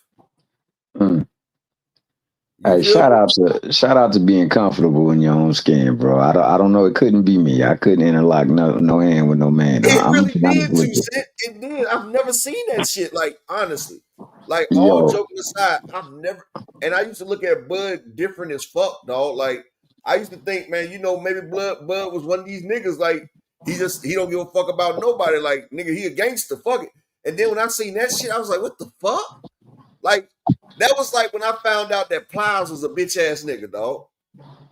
Like, when I was in prison, I used to listen. You say what, Key? I was just singing a song. Speeding through the fast lane. Pedal to the flow, man. I used to work out talking about, goddamn, my PO, you could tell I said it. Violate me if you won't, gonna have to get fuck piss test. I'm gonna smoke when I'm ready. Pants hanging on me now because the pistol heavy. I was like, man, that's a real nigga in the building. And when I get out, I did a show and I had to open up for that nigga. That nigga had all that goddamn security and he was talking proper as shit. Nigga just told me he just got a motherfucking nurse's degree. He got a big dog Willie degree from FAMU, my nigga. He went to school for the same thing Big Dog Willie went to school for. Big Dog Willie ain't out here popping niggas. He wiping ass and changing bedpans. Shout out to Bedside Manor. Shout out to Bedside Manor. Shout out to Bedside Manor. At least he ain't out here beating these fucking women. Shout out to BFTB. And it stands for beating these fucking women. That's what it sounds like. Oh my God. Upper echelon. Like. They don't like women in the LDBC because his name is beating these fucking women. I figured it out. Upper echelon. Okay. You know what? God damn it. I found out Plies was not real. I found out that Plies was fake as hell. And then that's the time we went to Vegas. And then we had them white men in our hotel room and they kicked me out the damn car. They sent me back to North Carolina on a red eye because I didn't have a party with a bunch of men and no bitches. And I was like, what the fuck we doing in here? I'm trying to figure out why we got all these men in the hotel room and I got kicked out. I said they about to do some butt fucking. I'm sorry, I ain't mean to say that.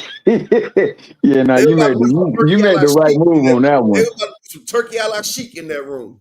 Matter of fact, I remember we was on your other show, the late night show, and you was telling about that. Yeah, you made the right decision on there, man. Your people's boy. Yeah, that was my cousin. His name is. Y'all seen the video he got with Jada Sayal? That's my first cousin. My dad and his dad was brothers. But he still sent me back from Vegas because I didn't want to party with the white man. And he got the record deal. I don't know, but I'm gonna say this because my man Up is on right now. Dog. Hey, shout out to them. Hey, and if you comfortable enough holding hands and interlocking with some other man, shout out to that too. And if you got great bedside manners, shout out to wiping tail when it need to be wiped too. Shout out to the bidet. Yeah, we need people to wipe ass around here. Shit. Thank you. My wife got mad because I didn't wipe the kids' ass. I let her change the shitty diapers. Thank you. You know? Make sure you use a wet wipe. But on that note, I have a weak stomach. You feel what I'm saying? Like, I can see a nigga brains on the pavement. I can see a nigga open organs everywhere, but I just can't wipe no shit. I'm sorry. Thank you. I hate wiping my own ass. Thank you, Upper. Thank you, Thomas. Thank you. Hey. I'm so done. Will, what do you have for the show, Will? How are you doing, King? I'm all right. Hey, shout out to Upper, Miss Key, and Thomas Hill. We was agreeing in the chat together. One thing, Miss Key, like, I know you're going for Bud, and I appreciate you sticking with your pick, right? Go back to the Metronome fight. Look how off balance Bud was throwing his punches.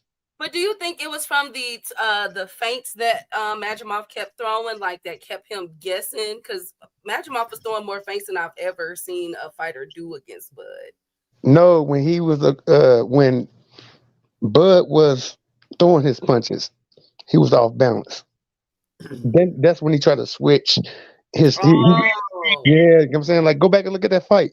You will see how out balanced he was.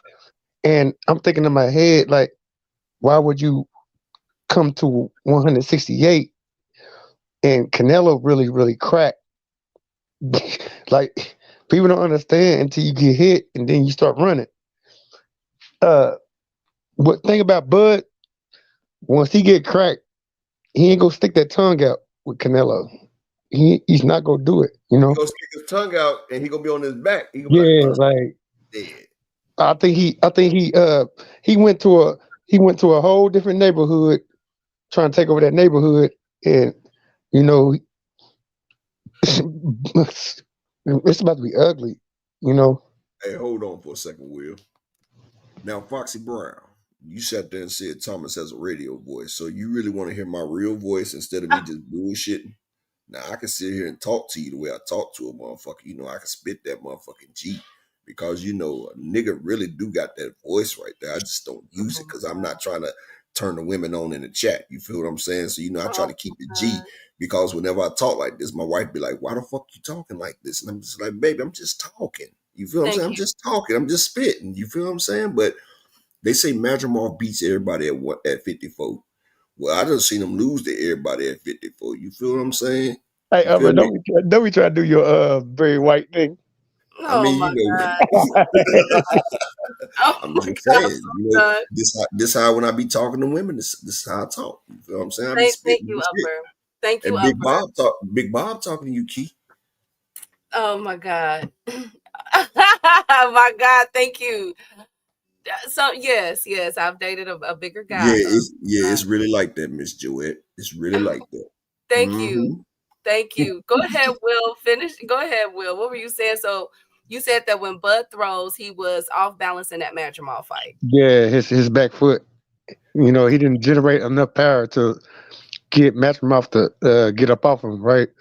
And soon as Bud go to Southpaw and whatever you want to do, Canelo straight right hand is gonna connect. And Bud face been getting swole lately. He mess around and get another Saunders. He mess around and get another Saunders or a broken rib or something. Because you know, one thing I noticed about Canelo, I had to go back and look at his fights. He very patient, and when he do decide to throw something, he throw it with everything. It cracks, and he reload again, and he save his stamina. Fighter, my brother. He's calculating. You know, he likes to calculate. He sets traps. You know, what about Canelo? I mean, but Canelo is susceptible to the right, though. Is it the right? Yeah, Canelo might be susceptible to the right, but you got to have some power behind that shit. Like, he's not about to get hit with nothing that he ain't never been hit with before. And yeah, Thomas here, you know, I'm a fool sometimes, but you know, this is really Upper's voice right here. Okay, thank you, Upper. Thank you. See, I got to stop going crazy over there. Let me stop. Oh my God. Go ahead. I'm right over here, Doc. I just don't see it, man. I don't see it. I don't see it. I just don't see it because I know for a fact Bud don't got more power than Triple G or B-Vol. I know for a fact he don't.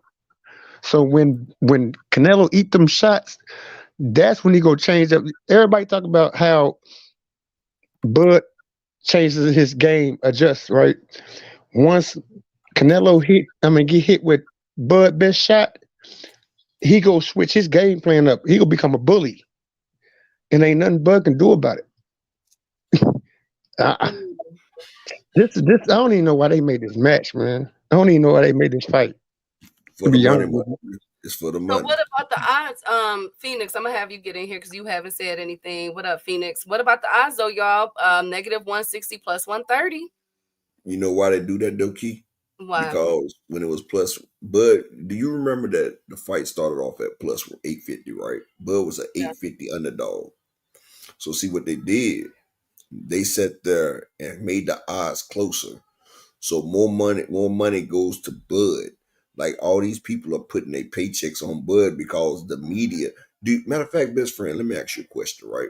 On some real live shit, right? Check this out, right? Yes. Do you remember when? Stop laughing, girl. You know I'm talking to you. You know I'm just talking. You know I'm just talking. You know. But check this out. Do you remember what all the old fighters and everybody said when this fight was first announced? What they say? That this was How am I creep, Miss Joette? How's it creeping you out though? Damn, but y'all don't even like my real voice? God damn. Shit. No, you keep that voice too upper. But that it was a one-sided fight? You say what you say, Keith? Did they say that it was a one-sided fight? They said that he didn't stand no chance. They said the man didn't stand no chance. They said this fight ain't even worth putting on. They sat there and said, look, this is a travesty. This is see the women going crazy. They want me to use my regular voice. They was like, man, we didn't come in here for no quiet storm. You feel me? I'm gonna stop the quiet storm, but I'm just letting y'all know.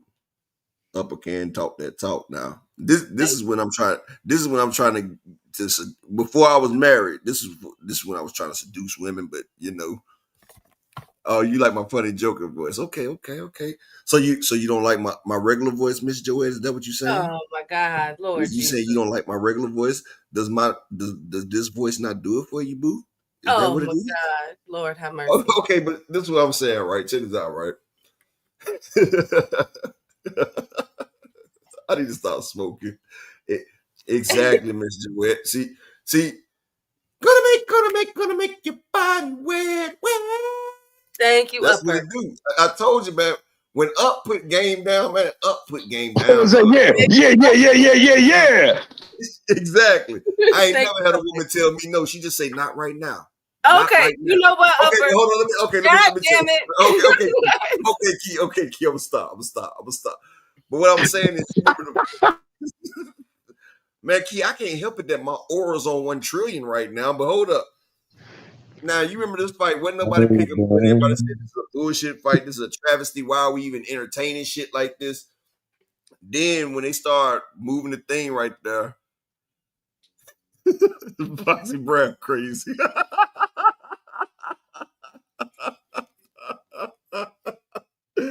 But then when they start see, people weren't putting that many bets because they said the fight wasn't close. Then they start controlling the narrative, start controlling the media. Then all these bets start pouring in on Bud. Then they move the line closer. Even more bets pour on Bud because they make the line close. They make it feel like the first week of football. They had LSU fucking you as an underdog. LSU was a fucking underdog, Key. And I was looking at that shit and I was like, hold the fuck up. Because sometimes I know y'all seen some shit on the damn ticket and y'all be like, how the fuck is they an underdog? Like they had LSU a fucking underdog. And a lot of people go with what the points say and be like, you know what I'm saying? Like they had Clemson a 4-point favorite against LSU. I took LSU -6. And that shit was plus 400. I'm like, how the fuck are you going? You SEC.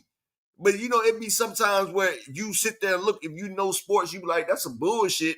And the people be sitting there and you be like, why the fuck? And it's to throw you off. It's to throw you off.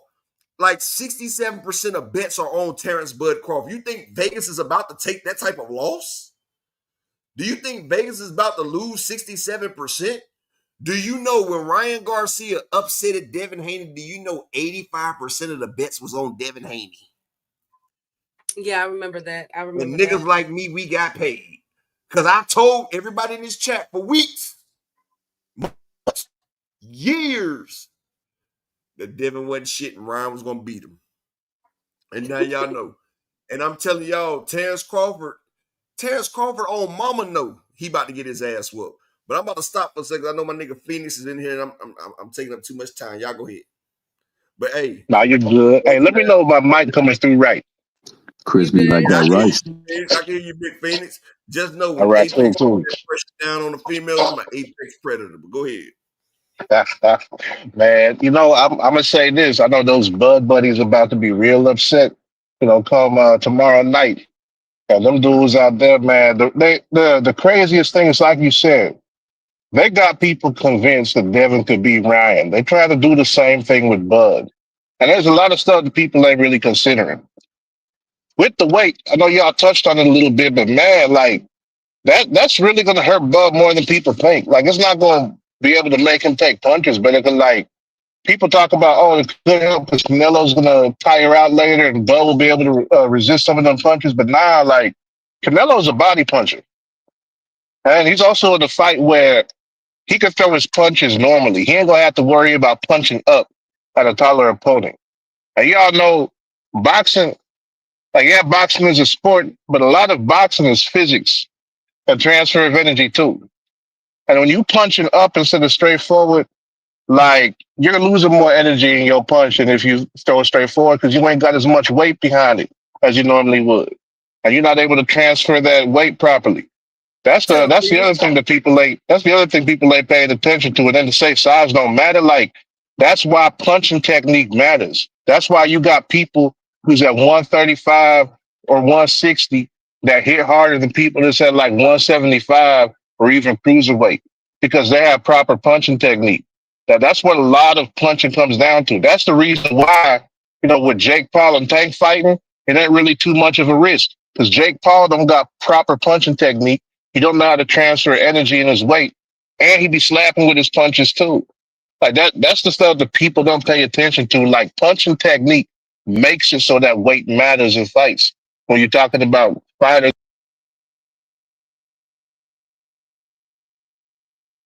Phoenix, you went out. Oh Lord. Yo, wow, he went out. Me until he come- and Thomas was talking. Me and Thomas was in the chat. We were saying the same thing. I was like, Canelo don't have to push. He don't have to punch up no more. So that's more power. I think Bud go feel something that no other boxer that Canelo faced and got hit with. It's gonna be really dangerous. And I Yo, hope yo, y'all hear I me? hope they stop the fight, man. Hey, yo, Yeah, we hear you now. There you go, Phoenix. we Now back. We back. Okay, good, good, good. Yeah. So that's one thing. The weight transfer and the proper punching technique. Now the other thing, people talk about styles make fights. Now, if you want to say that Bud is a slick defensive fighter, even though for a slick defensive fighter, it's kind of absurd how he can get hit with a straight right hand like it's a jab. But if you want to say that, like, okay, does Bud have Floyd Mayweather's defense? Does Bud have the footwork of William Skull, Lara, Bivol, or even Caleb Plant? Does Bud move his head? Does Bud make adjustments? Like these are all things that matter. Like we can't just say because he black and seem athletic that he's some master defensive wizard. That's what a lot of people do with fighters these days. Ever since Floyd retired, any black person that hop up there and look somewhat athletic, they're like, oh, he got the Mayweather style. Oh, he a slick black boxer. All this and that, or maybe they just watch too much Apollo Creed and Rocky. But we seen what happened to Apollo when he went up against Drago. That's gonna happen here with Bud because Bud don't got that. Like people, it's this weird thing that people do. I don't know if it's confirmation bias or they're just drinking the Kool-Aid. But the problem is like they just told these lies so many times, and because Bud's undefeated, we seen him in that picture with Andre Ward and Shakur Stevenson and Floyd. We're doing all this and then he's 2 times undisputed in 2 different weight classes, and people are not really looking at what they're seeing in the ring with him. It's like look at this for example. Phoenix, you went out again. Yeah, he probably in transit or something, probably in his car while you talking. So Yeah, he bouncing off the tires. Bud Yeah, don't- yeah, Bud but talking, man. let me Bud say don't- one thing while he's out right there. Miss Joette, I wish I knew you wanted me, shawty. Ooh, girl, what you do? No, I'm just fucking around. Let me stop.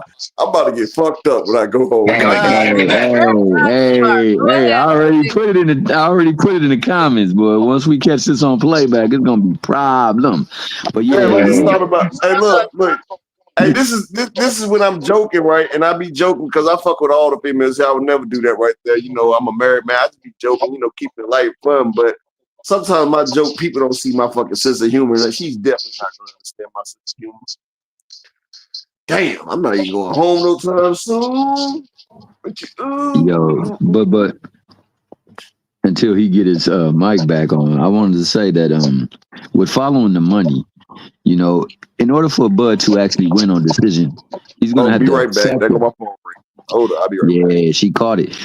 She gonna have to effectively and decisively win 9 of 10 rounds, and that's just to get a split. I think for him to win a majority is gonna have to be 10. A unanimous would have to be 11, and I mean he's just dominating him, beating him pretty much soundly. It has to look like the Spence for that many rounds for him to get that decision, and I say that because they're already promoting a Hamza Shiraz fight versus Canelo. He's sitting right next to Canelo. He recognizes that the money is behind Canelo. That's the reason why he's pushed for Canelo. That's the reason why he's pushing for Tank. He's been spending out money to certain fighters, and I want to make that clear. Only certain fighters, just like in this fight, only certain fighters are getting paid. Whereas the other fighters are getting the fragments. We had one go out there and start going wild at a rental car place after getting life-changing money. So, like, certain people ain't seeing that life-changing money like that. Unfortunately, it's lined up for Canelo to go out there. And then there is the fact that the last time Canelo looked bad in a ring, it was against Mayweather, who was a black fighter, who had garnered a reputation for having tremendous skill set. That's what he has. He ain't going in there playing around with this man, and he's not smaller than this man. When you looked at the weigh-in, man, you can look at the density with his muscle mass as opposed to Crawford. Crawford looked like somebody who just got put muscle on. This dude looked like somebody that's got muscle that he's still about to pack on. So he clearly cut weight to get there to that weight that he's at. When he puts the weight back on, man, he gonna be looking like I said, he had the gamma green salsa on the tacos and burritos, the Mexican carne, and he's gonna come in there with purpose because he ain't trying to look bad. I'm hoping Crawford can win. I'm rooting for Crawford, but just the dynamics, the business, and everything else, like Phoenix just said, the physics of things. It all play like Will was talking about how we were commenting. He ain't no longer got to punch up. He punching right at this dude. You know what I'm saying? It's gonna be different. And then at the conference, and this is the last thing I'll say, and I'll give up the floor. He was looking into his eyes, and he constantly started blinking. And Canelo saw that itch too. He's like, oh, he's blinking. This moment might be a little bit too big. This situation may be a little bit too much. And you know, I'm hoping for the best, and I'm hoping for a great fight. But I don't see Canelo getting rid of that ghost that was Mayweather past. He's coming to expel that altogether because it's never gonna happen again in his mind. He ain't coming in there to lose. He ain't coming in there to jeopardize his future earning potential, and that's how I see it fight. Yeah, Thomas. Welcome back, Phoenix. I'm gonna just park right here and stay so I don't drop out again. You go ahead though. Yeah, he looked into Bud's eyes, and then after the stare down, he gave him a pat on the back and gave him a handshake. Like, it's gonna be all right. It's gonna be all right. You know, I seen that. He shook his hand. Right? He shook his hand. Yeah, he pat him on the back. Don't worry. Yeah, he pat him. Bud, you think that was fair? Because I thought he looked like Bud looked like he was. Now it was a different stare down from what he did with Earl and Madrimov. Yeah, Bud stared that man down like, please don't hurt me. I mean, Earl. He did. Like, look, Bud, I seen in Bud's eyes, he was like, look, man, it was all for promotion. Well, I was just trying to build the fight up, bro. And Canelo looked in that man's eyes. It's a certain way a predator looks at his prey. You feel me? Sometimes the villain got to save the day. But you know, that man looked in that man's eyes and he seen Bud really what he was talking about. And that's why, no, 2 cents. What Bud was trying to do, he was prey, trying not to appear to be prey to a predator. And so Canelo seen it and he felt sorry for the man. He tapped him on the back and said, bro, I ain't gonna do that dirty. Yeah, but yeah. it's gonna be some pain. So y'all really think that he was up there? Don't worry, you're gonna get your payday. Yo, did you put it Y'all on the really Key, screen? think that You put it on the Bud screen up? was there? Y'all really by think me being Hell an yeah, apex predator, Key. I know when a nigga scared of me. Like I know when I can snatch a nigga gun from him. I know when I can beat a nigga ass, and I know I can smack a nigga and his girl and his kid and the dog, and I know they ain't gonna do shit because I can see it in the man's eye. That was an apex predator looking down at some fresh meat, and that fresh meat was trying to make it home that night. That's big. That's big fact.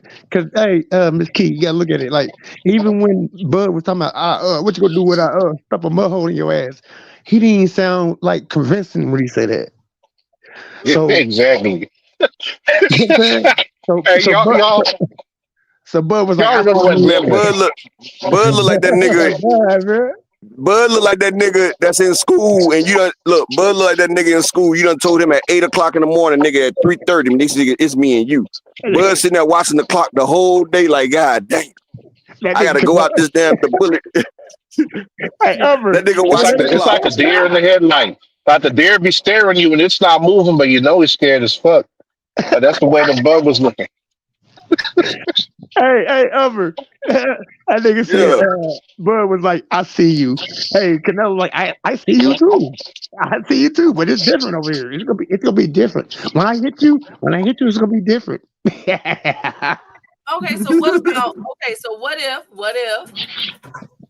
Bud beats? What if my aunt had a dingle and she be my uncle? The thing is, how though? What's your Keys? Key's trying to wield. Shout out to Dr. Key. She's always got our black men first. Shout out to the doctor. She always, but sometimes you gotta stand down, Queen. Sometimes you gotta stand down. Like I rock. Look, Key. I rock with King Von. But he was a damn serial killer. I can't mourn the nigga death. It's a lot of families that he left broken. You feel what I'm saying? Like sometimes we gotta stand down. You feel me? Like when they finally get me out the way, I know motherfuckers gonna throw a party. It's a whole lot of people that would throw a party once they take Apex the God out the game. I know motherfuckers are ready to pop. They about to pop champagne. They gonna two-step and everything.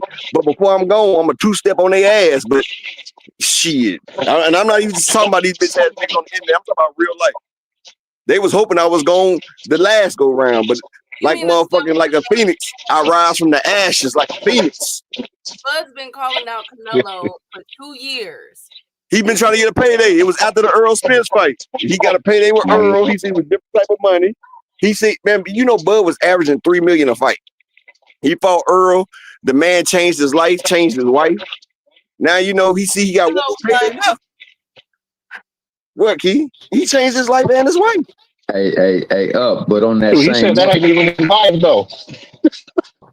Y'all see what your Danish did you see the type of woman your Danish Ugas got after he got that Earl Spence check? Your Danish Ugas got him a bag. Oh yeah, she's that Earl Spence money get you different. That Earl Spence money get you upgraded.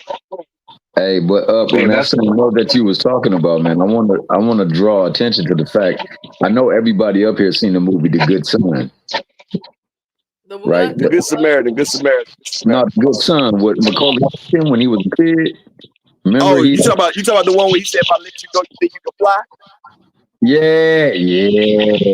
When the one kid wanted to be in his place, trying to take him out, try to take everything that he had from him. It was a little kid. You talking about The Good Son with Macaulay Culkin, right? Well, yeah. That movie there. That's almost like parallel to what the dichotomy between Earl and with Bud. Like everything that Earl was working towards, I think your boy became envious of it, and he tried his best to insert himself into it, and to the point where he wanted to take all the spoils, all the birthright, so to speak, of the work he put up in there. And they was making this fight for Earl Spence. They were trying to work on making a huge mega fight in the Dallas Stadium for Earl Spence and Canelo. But and plans had changed, then he derailed him. He beat Earl, and then he began to start petitioning for that fight. So I think he got this fight. He probably not fully understanding. Like when Tank, and I'm not trying to bring this to Tank, but when Tank said it's a lot of people that's not ready for this spotlight, for this moment, and for this crown. Hey, it's really true out there. Sometimes people want things, but not sure what these things they want, if it's something they really want to burden or handle. And I think that we're seeing it play out in this fight right here. Almost definitely. This is the one thing I've been saying though. See, that's the part about the money that people don't get. That's where the tough fights are going to be at, because you can get any boxer right now. If they, I know a lot of them talk about the exhibitions coming up with Mike and Floyd and Tank and Jake, but they say like, man, if I was in that position, some of them are like, I don't know what I would do if I was in that position. Oh, you know what you would do, because you ain't getting that money nowhere else. Like, you gonna take that money. Like, look how many of them talking about they chasing the bag. Like, how many promoters done came out and said they got fighters waiting around for them turkey checks, like the turkey lottery, they're waiting to get up on that. That's the thing. So like, you'll have people skip over title shots. You have people who's number one contenders who could fight for a belt, and they're gonna pass that up to fight for money if the money is there. That's why if you got a money fight, there's a good chance it's a lot better opposition than what you're gonna get for one of them title fights that they don't even show on TV, because they can't get enough people interested in seeing that fight. Like, that's the thing that people don't realize. Like, if it's a huge money fight, there's likely a reason for it, and that reason is that it's two guys who's really at that level, and they're gonna go up in there and fight for that money. That's why you got so many people who's actually gonna buy them. That's why you see the arenas packed, and it's a little bit different here. That's why this arena ain't really packed.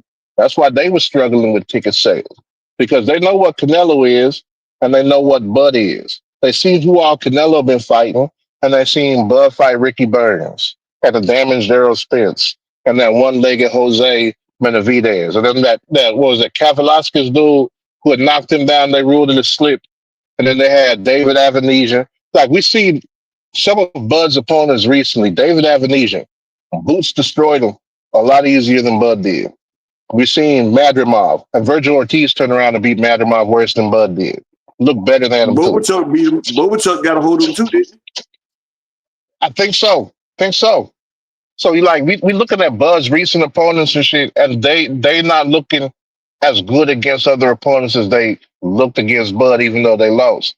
And that's the thing. Like, Bud is having these types of fights with those guys who people is writing out, and we know none of them got the.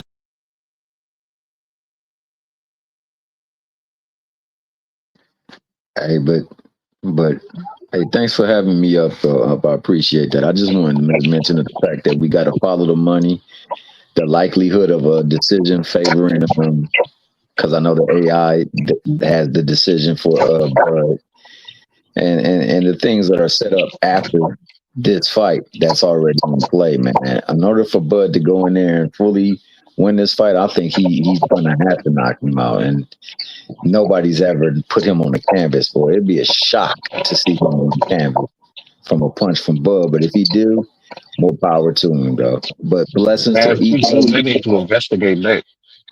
For sure. Yeah, straight up, Phoenix. But good talking to you, real too. Shout out to my man Phoenix. Shout out to the man, the myth, the legend himself, Apex, the God, aka Upper Echelon. My nigga Thomas the motherfucking Hill, aka Romello Sugar Hill, motherfucker that serve more niggas than McDonald's. Hey, a special shout out to Sexy Voice Upper Echelon, for that was comedy all damn day. I want you to give us the playback when I check out, and shout out to the lovely doctor. But you know what, Thomas? The funny shit about the whole thing, Thomas, that's actually my real voice. You know what I'm saying? I just be wilding on here. What'd you say, Keith? No, Key, I believe him, honestly, because I lighten up my voice. So I used to get teased a lot from my voice. So my family. See, I talk regular. I talk like this, so I don't come off as aggressive. Because people be like, man, why your voice like that? So you know. So as I leave, with the lovely Key Alexandria, the good doctor, the doctor of hope and prosperity for the black people. She's over there willing a victory for my man, Bud Crawford. I'm gonna say it in the infamous words. She's just trying to hit her damn parlay, Thomas. She's just trying to hit a damn parlay. That's all that shit. Whatever. Hey, Key, I got your back. I got your back. In the tone and words of my man, another great father of a boxer, my man Senior. We gonna see the best of Bud. Bud gonna give him everything he can handle. He's got skill set. His feet are great. You know what I'm saying? His IQ. Canelo ain't never seen no IQ like that in the ring. It's the second coming of Mayweather. But by unanimous decision. And I'm out. Hey, salute I to will y'all say too. this. I'm about to get out too.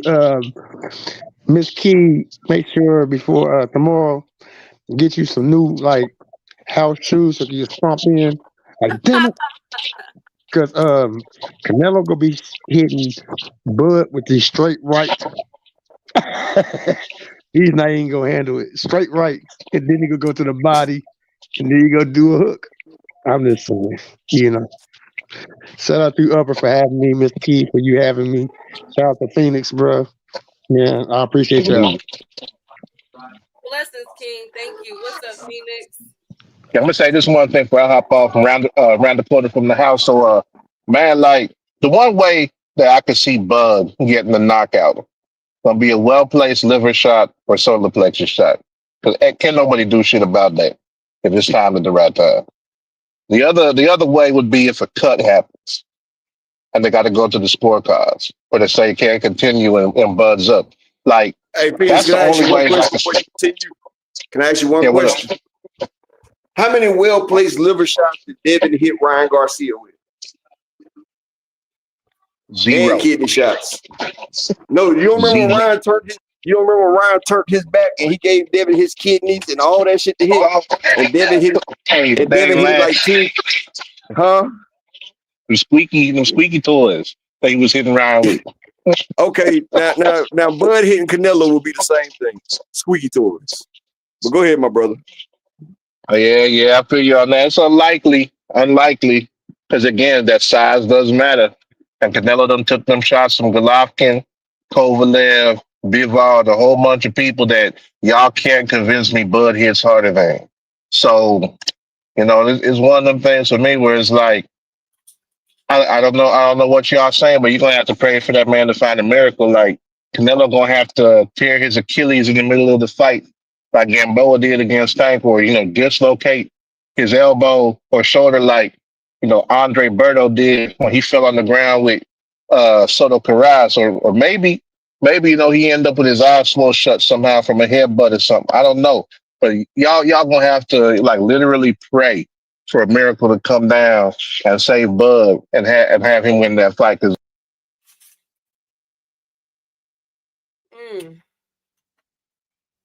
Well, I like to say thank y'all for having me, and thank to my lovely co-host, the venerable Dr. Key.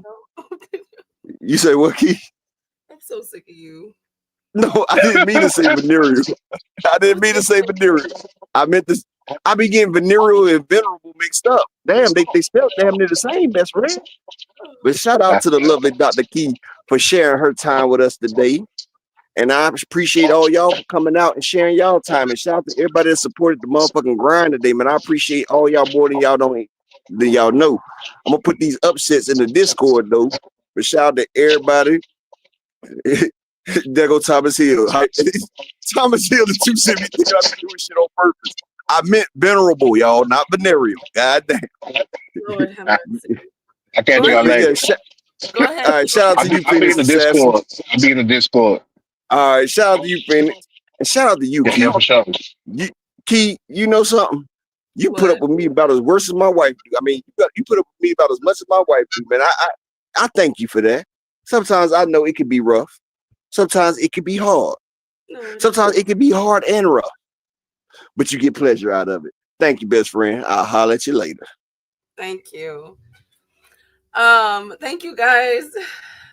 We didn't get through everything, but don't worry. I'm gonna put it all on Monday too, because we have Tank trolling.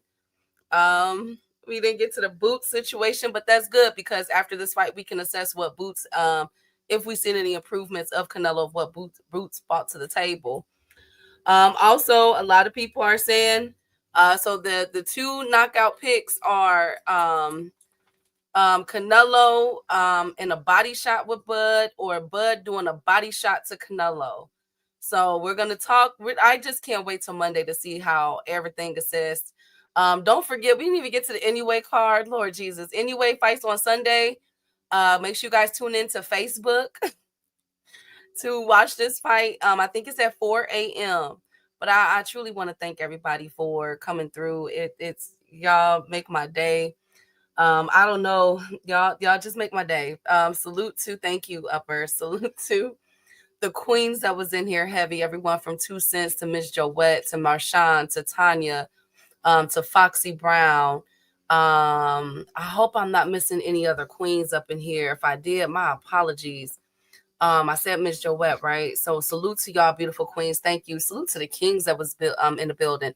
Everyone from Big Bob. Thank you, Big Bob, for the compliment. Thank you to Thomas Hill, Phoenix the Assassin, Will T, Rob Walker, All Things My Right Hand, Brian, the king of the chat, cutting up. Y'all cut up today so bad. Y'all cut up so bad today. I also want to say thank you to our newcomers that was here. Also, I want to say salute to Desmond, Zulu, Ill Will, just everybody. We got Ill Will and a Will T. We had no evidence in a building, no fly zone. Thank you guys so much. I really, really appreciate y'all. I will be back on Monday to talk about both of these amazing fight card weekends. And next week, I will be starting back up my with that. I'll see y'all on Monday. Shout out to Upper, his beautiful wife and family. I'm out. They want that smoke, bitch, I got it for 'em. They want that smoke, bitch, I got it for 'em. They want that smoke, you know I blow it. They call me Sunny Monster for a reason. I'm really dripping, leave a nigga bleeding. I get to squeeze and leave a nigga. They want that smoke, bitch, I got it for 'em. They want that smoke, bitch, I got it for 'em. They want that smoke, you know I blow it. They call me Sunny Monster for a reason. I'm really dripping, leave a nigga bleeding. I get to squeeze and leave a nigga bleeding. Raw Molly got me all up in demon mode. Mouth moving like I done put clean in my nose. Trying to catch me up, I can leave with some hoes. He standing straight up, watch I make him lean with this pole. Would've thought he was closed, how that heat made him fold. Thought it was a game, he won't think no more. His brain's gone, nigga. It be exciting when I get to striking. Guns sound like thunder, hit you like lightning. Fight for your life, we don't do no fighting. We really hit it, nigga. We worse than savage, they calling us Vikings. Police be riding, we still be sliding. Told you we hitters, remember the time. They want that smoke, bitch, I got it for 'em. They want that smoke, bitch, I got it for 'em. They want that smoke, you know I blow it. They call me Sunny Monster for a reason. I'm really tripping, leave a nigga bleeding. I get to squeeze and leave a nigga bleeding. They want that smoke, bitch, I got it for 'em. They want that smoke, bitch, I got it for 'em. They want that smoke, you know I blow it. They call me Sunny Monster for a reason. I'm really tripping, leave a nigga bleeding. I get to squeeze and leave a nigga bleeding. How about I leave them holding like the Bible? AR-15, that's a high-power rifle. A in the army and assassinate rivals. Break that shit down, nigga. AK or anybody kill. Hop out, get the drilling and spilling. Stay on point 6-2, gon' split 'em. FN, that's for any fuck nigga. You a plug, then I'm pulling up, nigga. You my lunch, eat these bullets for dinner. 5 boy sale, eat 'em up, eat 'em up. SK, smoke killer for show. Drum rounds and cripple ops Draco. I got